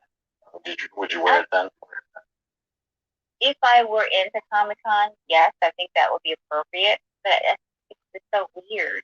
A lot of weirdness. It depends on which one, because they have different ones. Some are weird and some are cool. So I want to go to one of the celebrity ones because they are typically well guarded and crazies don't typically get in. Because you got some people who really believe they are those characters for real. I can't. I cannot. So, yeah. And then I'm hanging up in my closet. Like I have Santa outfits, elf outfits, because it's Christmas and we had a competition. I had a reason to actually wear it, and I bought it. And they were like, "Oh, just make it up." I'm going to get the authentic stuff. I ain't going out here to just make up costumes. I'm going to get something authentic. So yeah, I'm not sick. Go get the authentic stuff. Have you ever entered a costume contest? Yes, and I win all of them, every last one. Mm-hmm. And that is the secret. It's intentional. No one's ever going to beat me in that kind of competition. I bring my A game. I know it's too much. I'm just too much. I take it too seriously. But if I don't win, I would be happy. But I'd be like, "Oh, y'all cheated. It's okay. It was rigged. Okay, I get it." But I already know I'm gonna win because they're gonna make something homemade. They're gonna do it. Because if I make it, see, the thing is, I'm also skilled and talented when it comes to using my hands. Let me break it down to you. So our church, and after I get Melissa's attention on this, because these churches be doing some stuff. So our first lady at one of my churches, she decided that for the first women's conference, because we had so many people registering, like a couple thousand, 3,000, and she said, we are going to have a competition, because I saw it on TV and I thought it was a good idea. And I'm thinking, oh Lord, you should have ran that by the committee. I don't know how to go with that. She said, what I'm going to do is I'm going to give you a kit and you're going to go home and you're going to decorate this bag. And I'm thinking, you're going to give me a bag, a paper bag, that I'm going to go decorate as a competition? Huh. I thought she was kidding. So we go to pick up our registration package, right? And literally they hand us a bag, a paper bag that you would put a gift in, and a string, and some other little things. It may have been 3 or 4 things. And I'm like, this is the Oh, okay. And you want us to compete with? Okay, cool. She said, you can do whatever you want to with the bag. It's up to you what you're going to do with it. But we're having a competition, and he who wins is going to want these prizes. We're going to have a top three. I would say it was 25, 30 people who actually entered, like 10%. So I'm walking around getting everything ready for the conference the next day. And then I get a phone call. Hey, Tiffany, this is Sister So-and-so. Don't forget to bring your bag. I said, bring my what now? She said, your bag. And I'm like, oh, foot. I forgot about the competition. It's now, what time was it? It was 8 o'clock the night before. And I said, well, I talked all this big talk, so I got to bring my A game. I can't just let them down. But I forgot. I literally was so busy, I forgot. So I said, well, who's open right now? At that time, Walmart and one other store was open. I was like, okay, they're open 24 hours.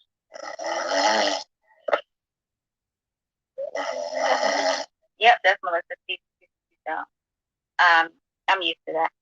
So I go to Walmart. I go to the craft department. I don't know what I'm going to get. And it hits me. Oh, I can make a bag that has all these games and stuff. And it won't just be a bag. It'll be a gaming bag. I go to the dollar department, the toy section, and the birthday party section. So I pick up all these little trinkets that spin and pop and fun stuff that kids like to do.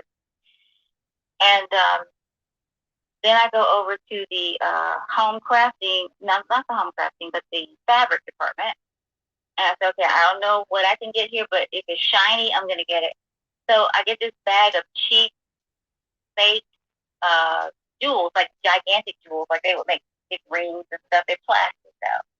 So I get a whole bunch of those, and then I get a hot glue gun and some glue.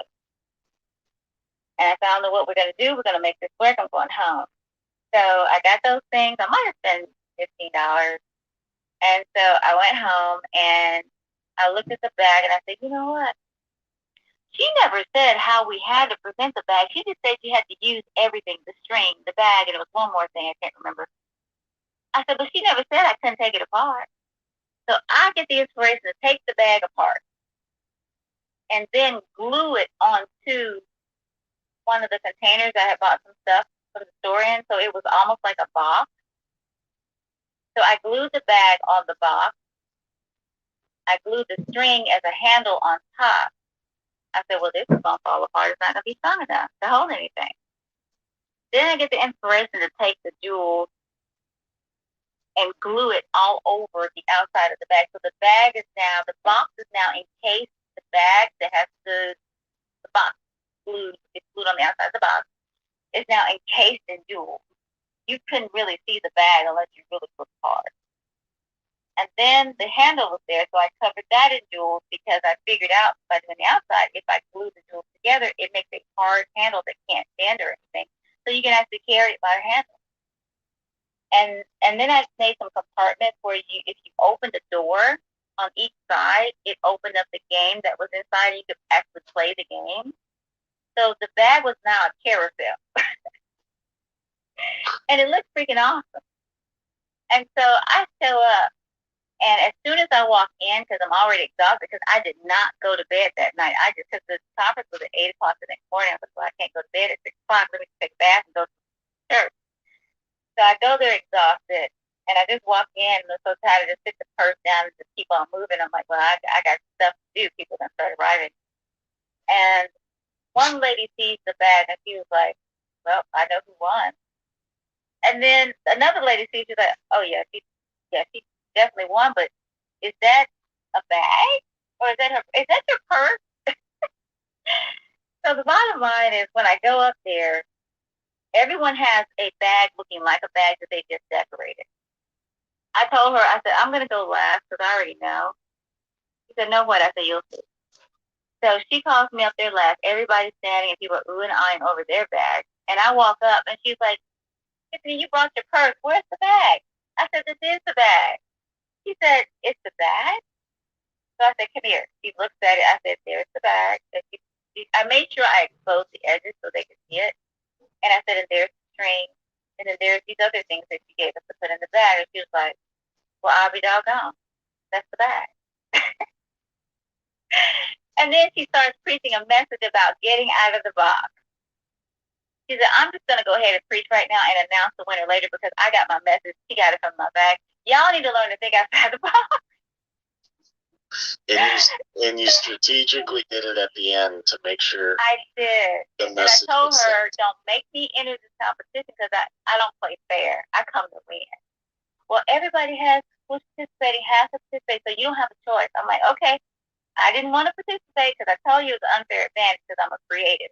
But I'm going to blow it out the water. I'm going to teach you something. She ended up asking me to have the bag so she could put it on display at the church. Huge church, by the way. I said, okay, you can have it. But everyone's like, we knew that she won when she walked up there and that was the bag. I said, yeah, I know, right? You're that girl in the crowd. They were probably like, of course. I'm the head cheerleader. Oh, bring it on. Don't let the niceness fool you. I come to bury you when it comes to company. So that's why I'm always strategizing on ways to sell my 10K card. Because I'm like, I need a strategy. I'm going to play the long game. Because I'm going to plant a seed in you, and you. I'm going to give this to you. I'm going to show you this. And then when it's time, bam. I don't know. My brain is just but that's the way it is. That's the way it is. Next time I go to a costume party, I'm gonna run it by you and just get some details like, hey, am I doing this right? Let me know. Let's contact the costume evil genius. What's his name? Yes. Yeah. And my kids, don't get it twisted. It transcended to my children. Because when they would go to school and have a costume party, I don't know why they would have competitions with kids, but they did. So my son, I said, what do you want to be, David? He always came up with the weirdest little thing. He said, Power Rangers. Because, he had limited vocabulary. He was about 2 at the time. And I said, no, what do you want to be for Halloween? It's a Power Ranger. I said, okay. I'll see what I can do. They had just come out with Power Rangers. They didn't have Power Ranger Halloween costumes because they just released the concept of Power Rangers. I was like, what am I going to do? I said, let me walk around the store. And he's like, I want to be a Power Ranger. I said, don't cry, baby. Mama's going to make it all right. I was that mother. So I'm walking around at...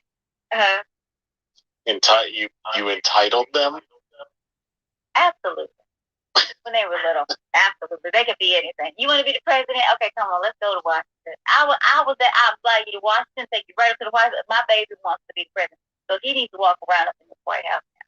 That was me. So I'm walking around in the store and I said, man, all I see are Power Ranger figurines. And it hits me. Well, he's about the same size as that life-size Power Ranger. So I buy the Power Ranger. Take the clothes off the Power Ranger and put it on my son. I said, now get in that box. He said, why? I said, because we're cutting the bottom out because you're going to look like you're for sale. We're going to put a for sale sign because you're going to win this doggone competition. You might be too, but you're going to win. I was that one. Tiger Mom doing way too much. Yes, he won the competition. They're like, oh my God, we never saw a person turn their kid into a Power Ranger or any kind of toy that's in a box before. That's realistic. Yeah, I was that mom. Oh my gosh, I believe it. I'm competitive. I'm like, you're not gonna win, and you ain't gonna beat my kid either. Cause he said he's gonna be a Power Ranger, and we're gonna figure this thing out. Oh, I cannot with me. I'm so glad my powers are being used for good and not evil. But yeah, anyway, it is going on the hour of 12:52, and I'm exhausted. I think it's time to call it. I know 10K is over there with Baby K and Queen K handling his business without this time now. And Melissa, we already know she's asleep, right? We can all agree on that. Oh man, she goes all the way to the end. Though she's like, I'm going all the way. Oh yeah, all the way. Mm-hmm. Just mute me when you hear me snore. Goodbye. Yep. It happened. And And I just mute her. I just politely skip over across the room and mute her and then skip all the way back.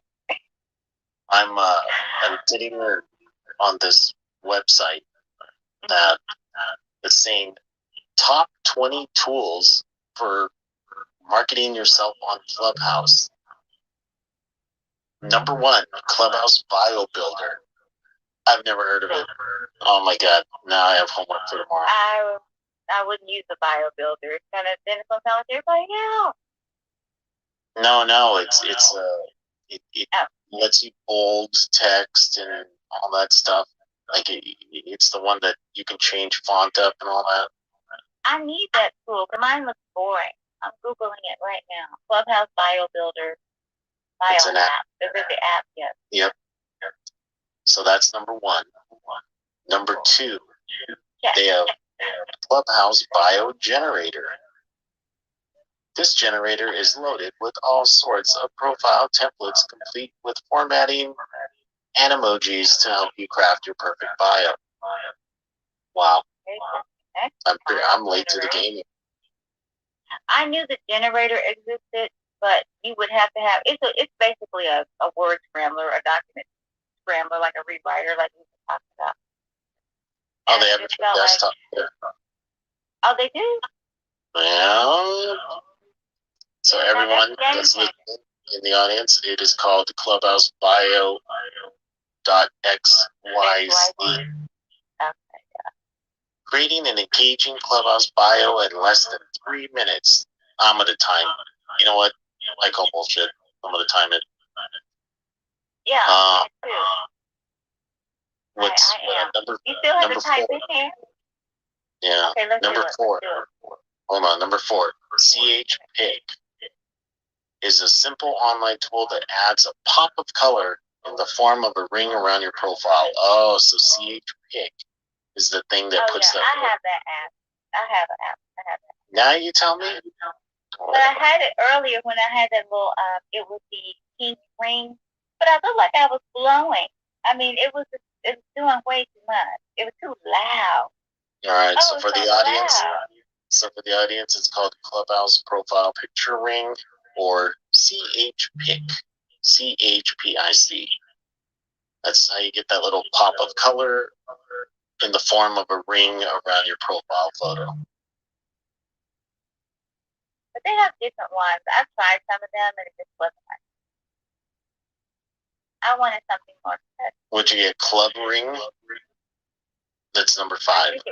I think it was Club Ring, yeah, because I saw someone else and I'm like, oh, they got the same app as me because they look like me. All right.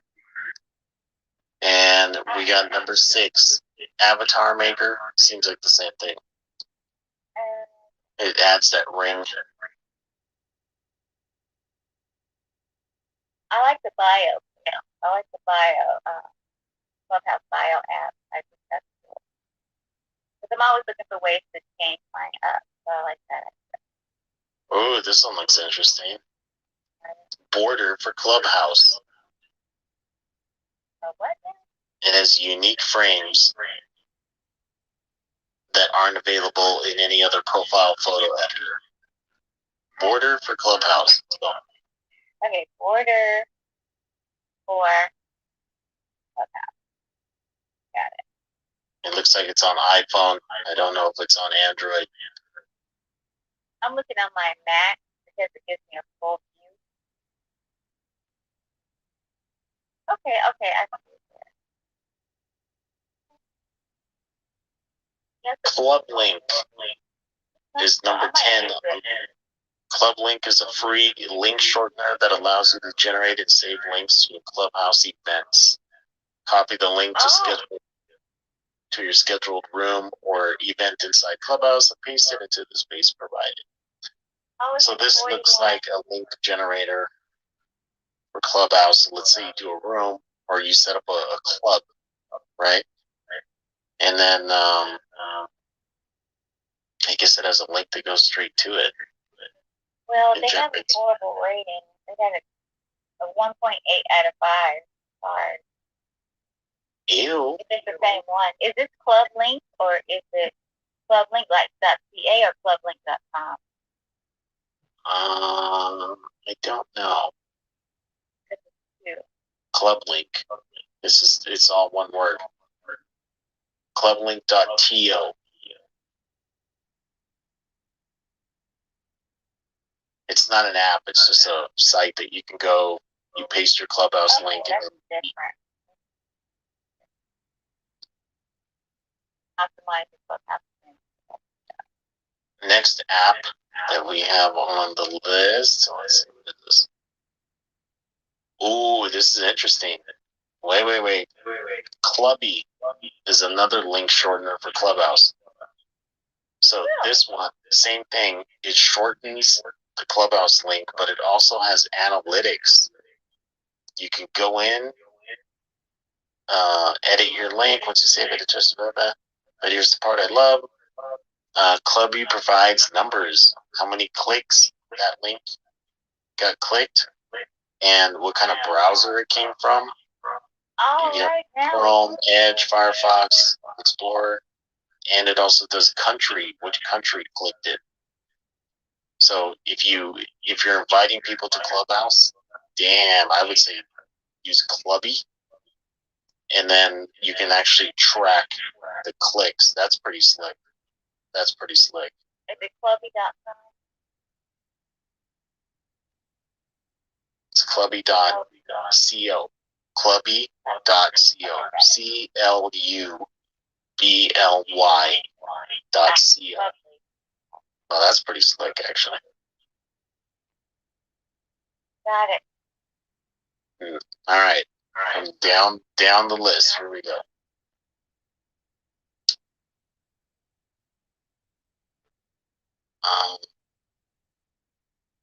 No. Live on the 10kcard network, smarter world. Mm-hmm. Being smarter on Clubhouse.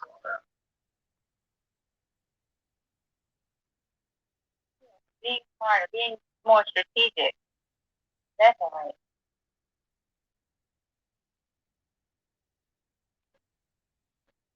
Oh, this is like Rooms of Clubhouse. Roomsofclubhouse.com. You can search open and scheduled rooms in the Clubhouse app. So I can type in a topic. Oh, there it is. Roomsofclubhouse.com. That's I've been looking for this. Oh, this replaces the hallway. I like that. The hallway can get really. What else we have? And you can go to the room from here as well? Huh. Well, you look at that. And it's rooms that are live right now. Right now. Here we go. Let's see. I think after a certain time, we need to stream music too. After a certain time, just stream music because you're looking for the analytics, really. You're not really looking for the conversation. At least they're not at that point, I don't think. Oh, look, there's two for social media. That's interesting. Okay. Remember I said two? I was right. Bonus, okay. The bonus round.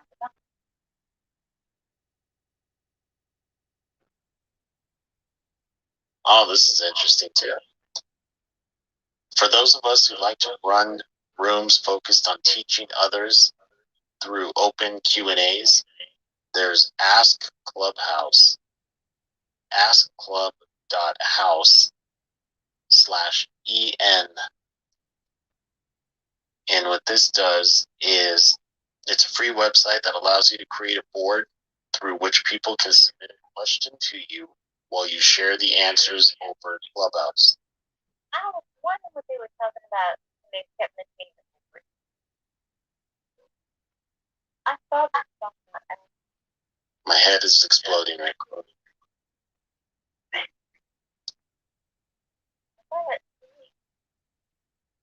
Okay, I saw this thing on Clubby. That's called Ask Clubhouse.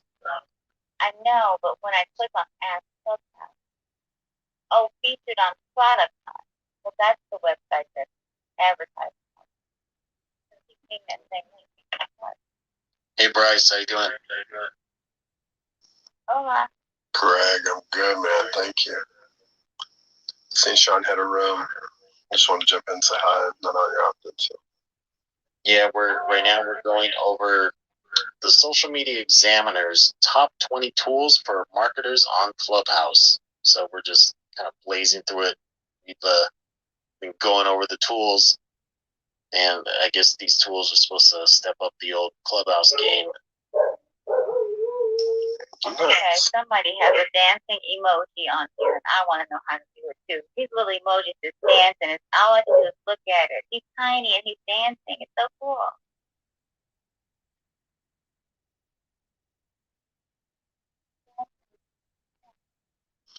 Where are y'all reading or looking at this stuff? I'll send you the link on the back channel to the whole article. Cool.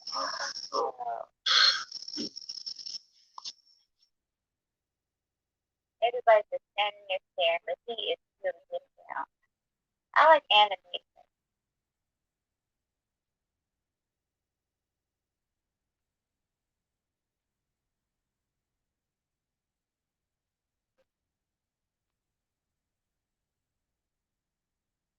All the tools on it.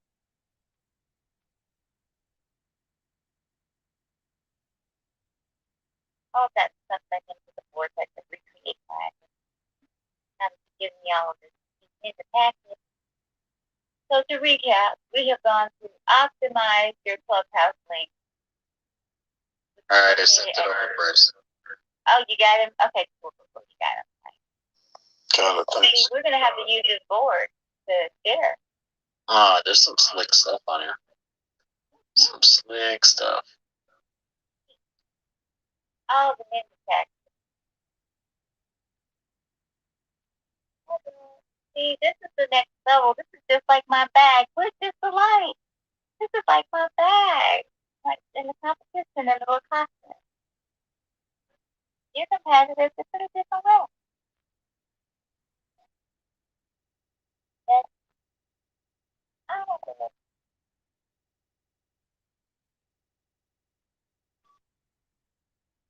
I bet you can get it.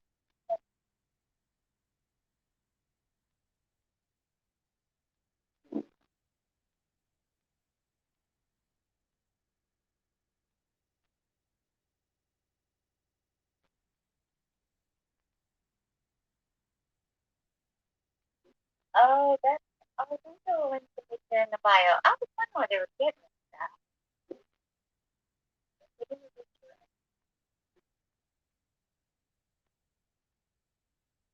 Imagine when Clubhouse is completely leveled up and these tools are actually accessible. Like, you know, I sent you the whole list too.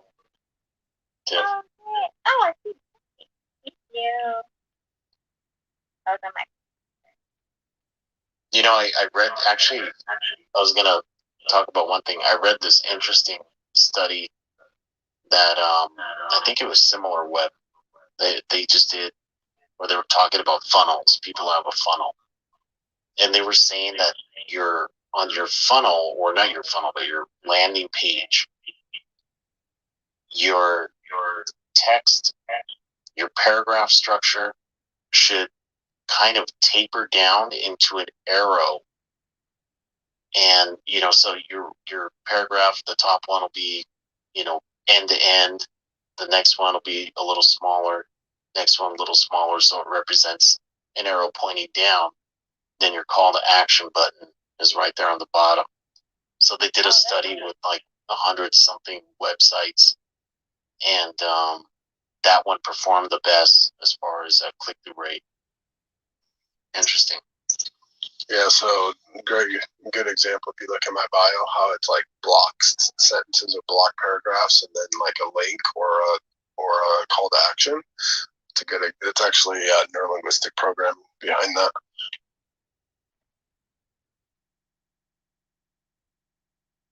Oh, your bio is awesome. I love the formatting. You're talking that the bio is a down arrow? No, his bio. I'm on Bryce's bio.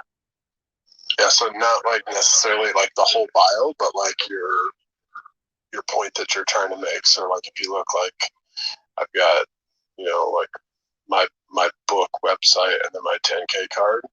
Like you'll see how they're like stacked and it like goes down like pyramid pointing down, and then the next paragraph underneath of it, if you go down, it has kind of the stuff that's just like bullet points, kind of like who I am.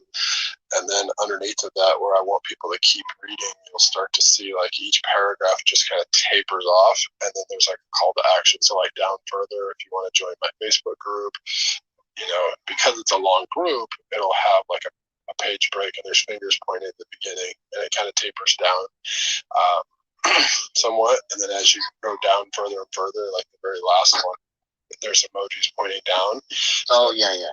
So you're bringing attention to this. Yeah. Yeah, I like that. The only thing I don't like is that you can't cut and paste. There's some people that have long links. And I'm like, man, like who can do anything with it? Because how do you get the info off it? Like, unless it's different on other people's phone, but the only two clickable links are the Instagram and Twitter if you have it. Yeah, that's one thing that eventually, they may or may not do. But, right now being in infancy, they don't want that because they want people to stay as long as possible in the app, right? So they don't want people going elsewhere unless it's to connect. But the easy way around that is, reformat, your other landing pages to simple, easy connect. So you'll notice like my book is 5-hour flip, all of our 10K cards are really simple, easy, like price10k.com, right? 5hourflip.com. Really simple, easy ones so that people can remember them, go somewhere else versus like super long ones or confusing Do you use ones. a formatting tool for your bio? No, I just typed it in and then sent it to myself as a text message and then copied and pasted it. Yeah, that's what I've been doing. Pretty much putting it in my notepad. But I am going to use some of these tools out here to see what we can do. I really like it. It's very clean. I like how clean it is. Sean, are you in funnel hack is awesome. He might be with Baby Carrot. He said he was going to check out because he was tending to the starters. Mr. 10K, are you there? I think he tapped out, or I think he put the baby down. Yes, he was, and he probably went down with him. Good night, Sean. Right. It seems like the only solution is to really dive into the link for Instagram. Like to make that link jump. That strategy of not putting Twitter, just using Instagram. Did you have a strategy for intentionally not using Twitter, Brian? To be honest with you, not really. I'm an Android user. I'm just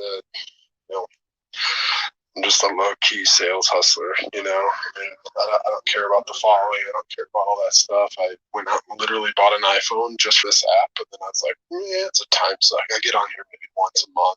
And I get Sean and I are really good friends. I get hired by like Tony Robbins and Les Brown and Eric Thomas, those guys, to teach them sales and persuasion at a very high level. So I was just jumping on here because I seen he was on and was going to say hi to him. But I don't very often while I'm in launch mode for something. I'll let him know. He just checked out. I'll let him know you stopped by. He said he missed you. He's such a cool dude. He's awesome. Yeah, he really is. I'm curious, y'all, like, while we're on here, it's a small room while you guys are reading. How do I make a change, like a quick change on my 10K card? That's what I was going to ask you. What kind of card do you have? I got the big one, I think. I paid for it. Premium, and then you upgrade it. Yeah. 5hourflip.com. I like your name. Appreciate it.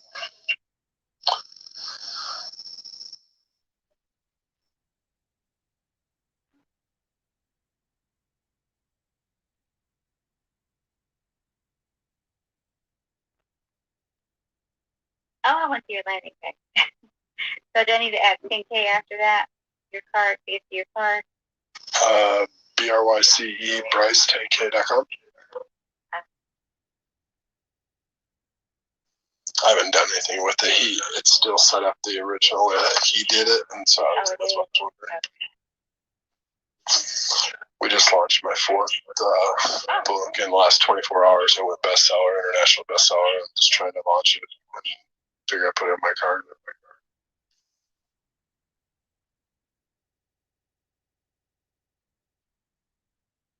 Yeah, he's gonna have to see what he will do is he will link up with you and get the changes because you don't have the editable card, and you will have to let him know what the changes are that you would like to see, and he uses WhatsApp for that mostly, but you can text him, and he'll get that upgraded. Are you looking to add more like forms and more contact forms? Is that what you want?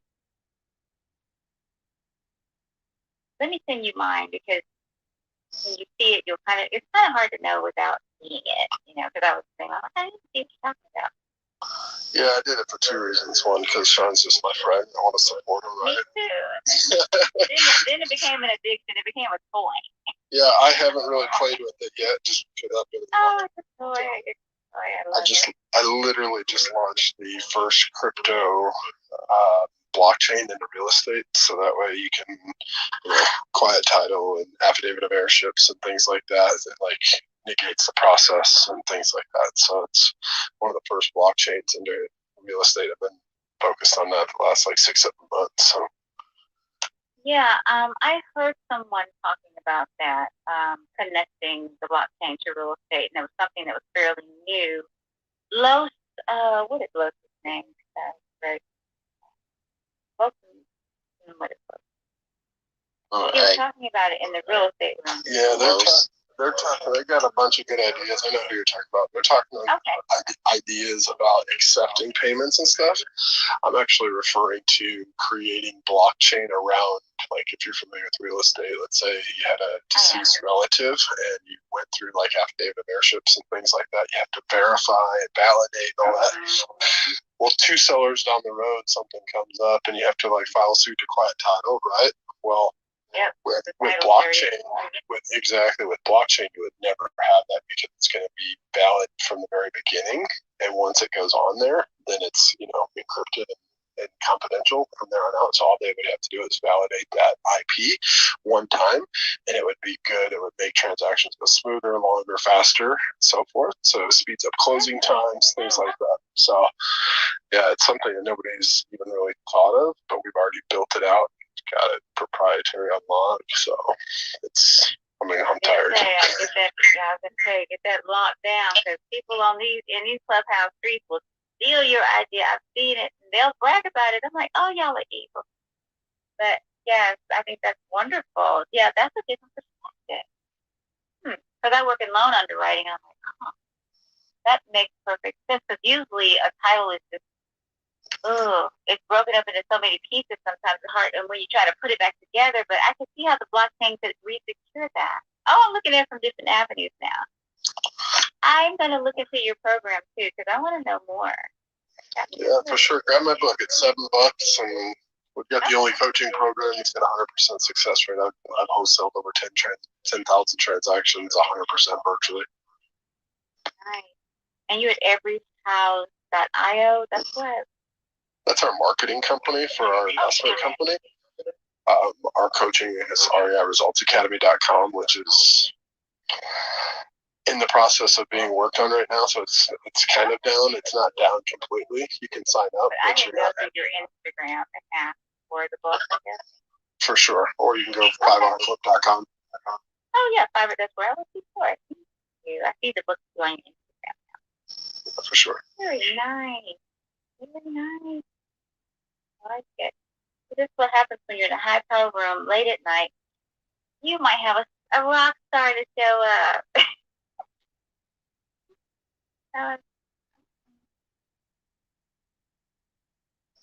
Yeah, I'm getting ready to get back into residential real estate. That's why I was asking, because I stepped out of it because it was just very time consuming for me, and I wanted to figure out a way to leverage it.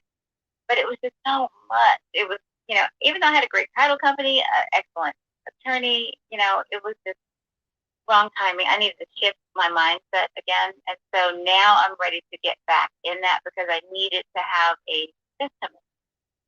Because when you don't have an automated system in place, it eats up so much time. You waste so much time. So thank you for that.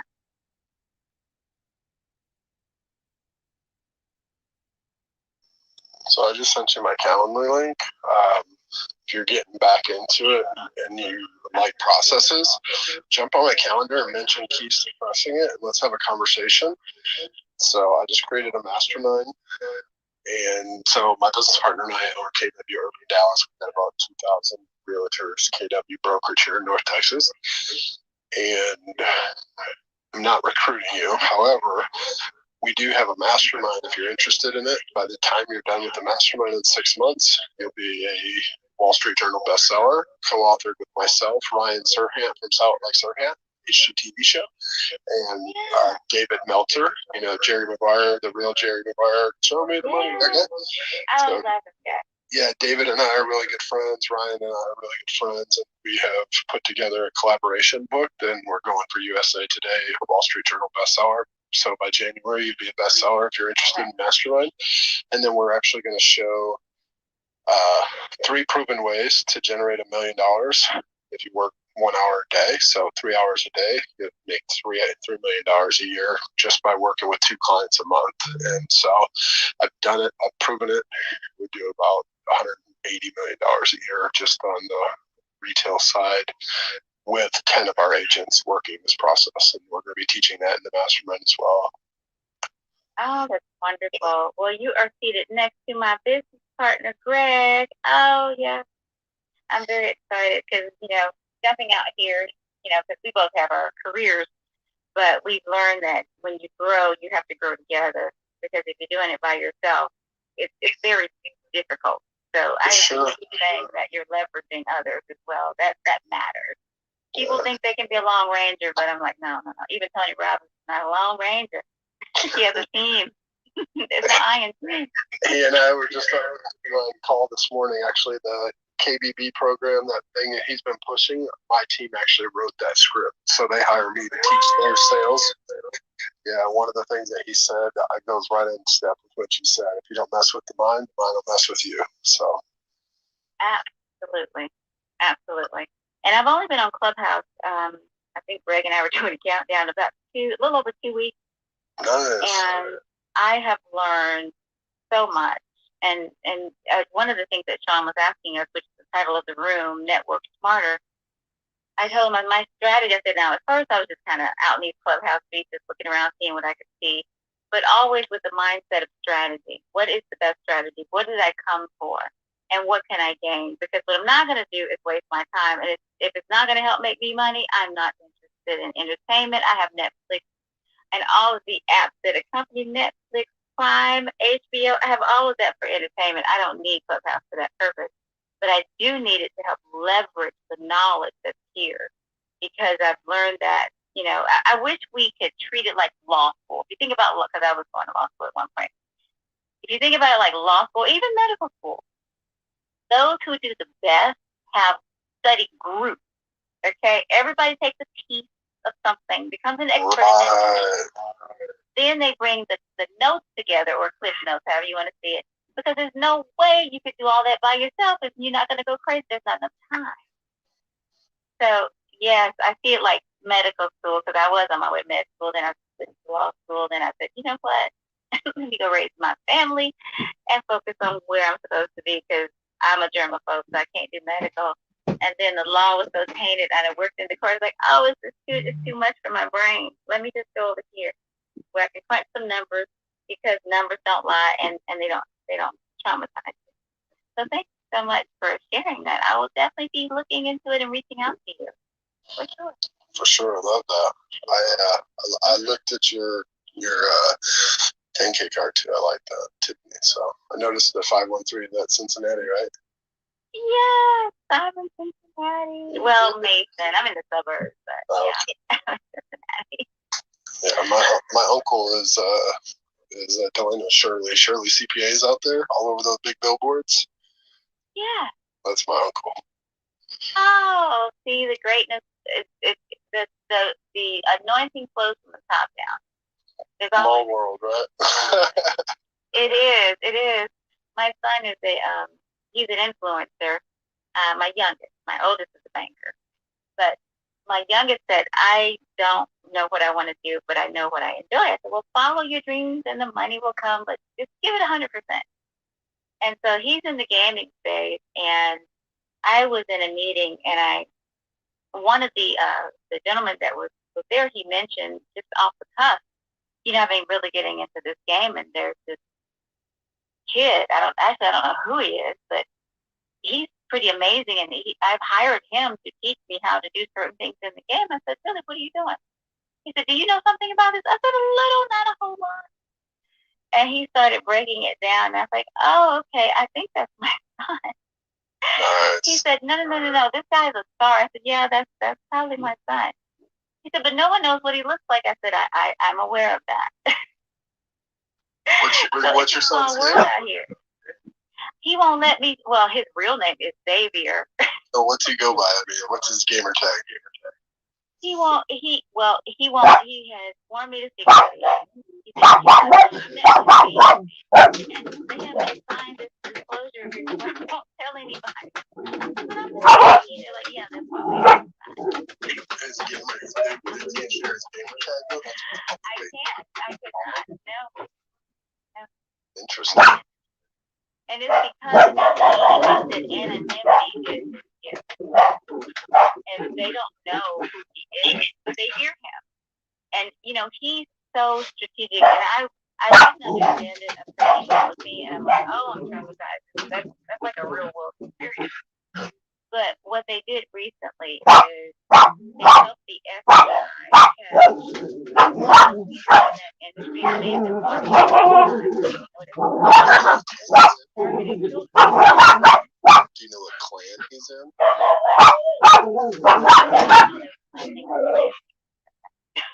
Gotcha.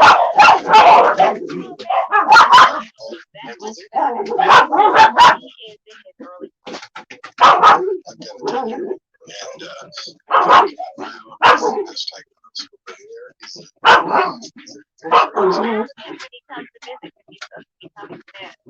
But he is some of his, because he's like a big brother. They know he's older, but he's like a big brother.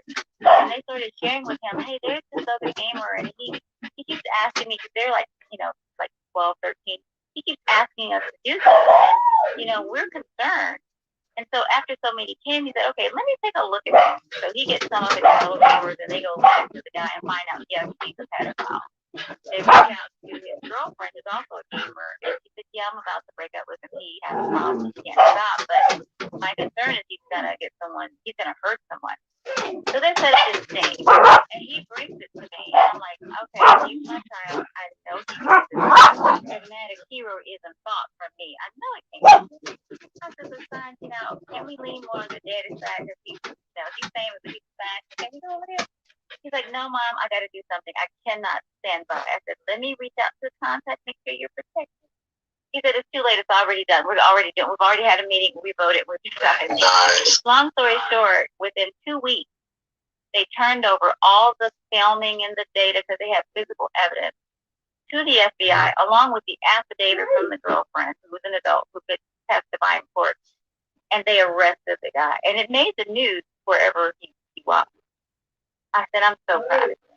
It scared me when he told me about it. At first, I said, well, he is an adult, so I'm not worried about them targeting him. But he said, this injustice has to stop. And I'm like, okay, you're really doing good over there. I didn't know y'all could do stuff like that. Now you're like kind of like my hero too now. But it's a small world. I said all that to say this is a small world. So it does not surprise me that you have an uncle that's here. That's doing what he needs to do, and he's all over Billboard. And yes, Cincinnati is really like a small town. It really is. Yeah. I just, have your son connected with my son. My son's 10. He's got a couple million followers on Fortnite, Roblox, and stuff like that. He's got a Twitch channel, TTV Flames. Yeah, Yes, he's been trying. He's like, you need to get on Discord. No, I don't know anything about Discord. I know. I'm the same way. I'm the same way. So don't even sweat that. Yes, and he actually is getting ready to do a deal with I forgot what company, because they want to take some character he created to another level. Epic. So now he's looking at patents and trademarks and things, because they're gonna have to protect it, because they want to take it into a real product, because he's so popular and they love what he's doing. I'm like, okay. So when you talk to him, you take it all the way. When you talk to him, tell him to create an NFT for it. So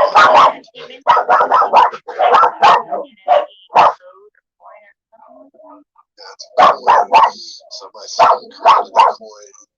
He creates a different one week. The very first one went viral and sold it for like $18 million. It's 10. Oh, the apple doesn't fall apart. I love it. My son made more money than I did last year. He was mad at I know, right? You're passing me. You're making more than me in a few weeks. And he's like, oh, Mom, do you need some money? No, boy, tell us nowhere. Right. I love it that he's passionate. And, I just been amazed at how fast. And he just got started last year during the pandemic, because he was working and he was so concerned about his health. He said, I don't know what this means. I said, well, what do you want to do? He said, just go into my virtual world and focus on that. I said, I tell you what, make it successful. Come stay with me if you need to, but I'll support you. And do this. Give it 3 months. Give it 100%. And he did, and he never needed a dime from me. And before long, he said, I need to open a couple of bank accounts. I'm like, what? Seriously, though? Oh, my goodness, I need to come work for you. That's so cool. Yeah. Well, But I did meet with his agency. It's been a pleasure. We have to connect. Make sure you jump on my calendar. I'm flying out in the morning to Vegas. I just want to jump here and say hi to Sean real quick. And, it was nice meeting you. Nice meeting you, Greg. You guys have a good night. I appreciate that. Have a good one. Good night. Oh, Greg, that was cool as heck. My high school senior games, and he's nowhere near that. Well, because he's not focused on what they're focused on.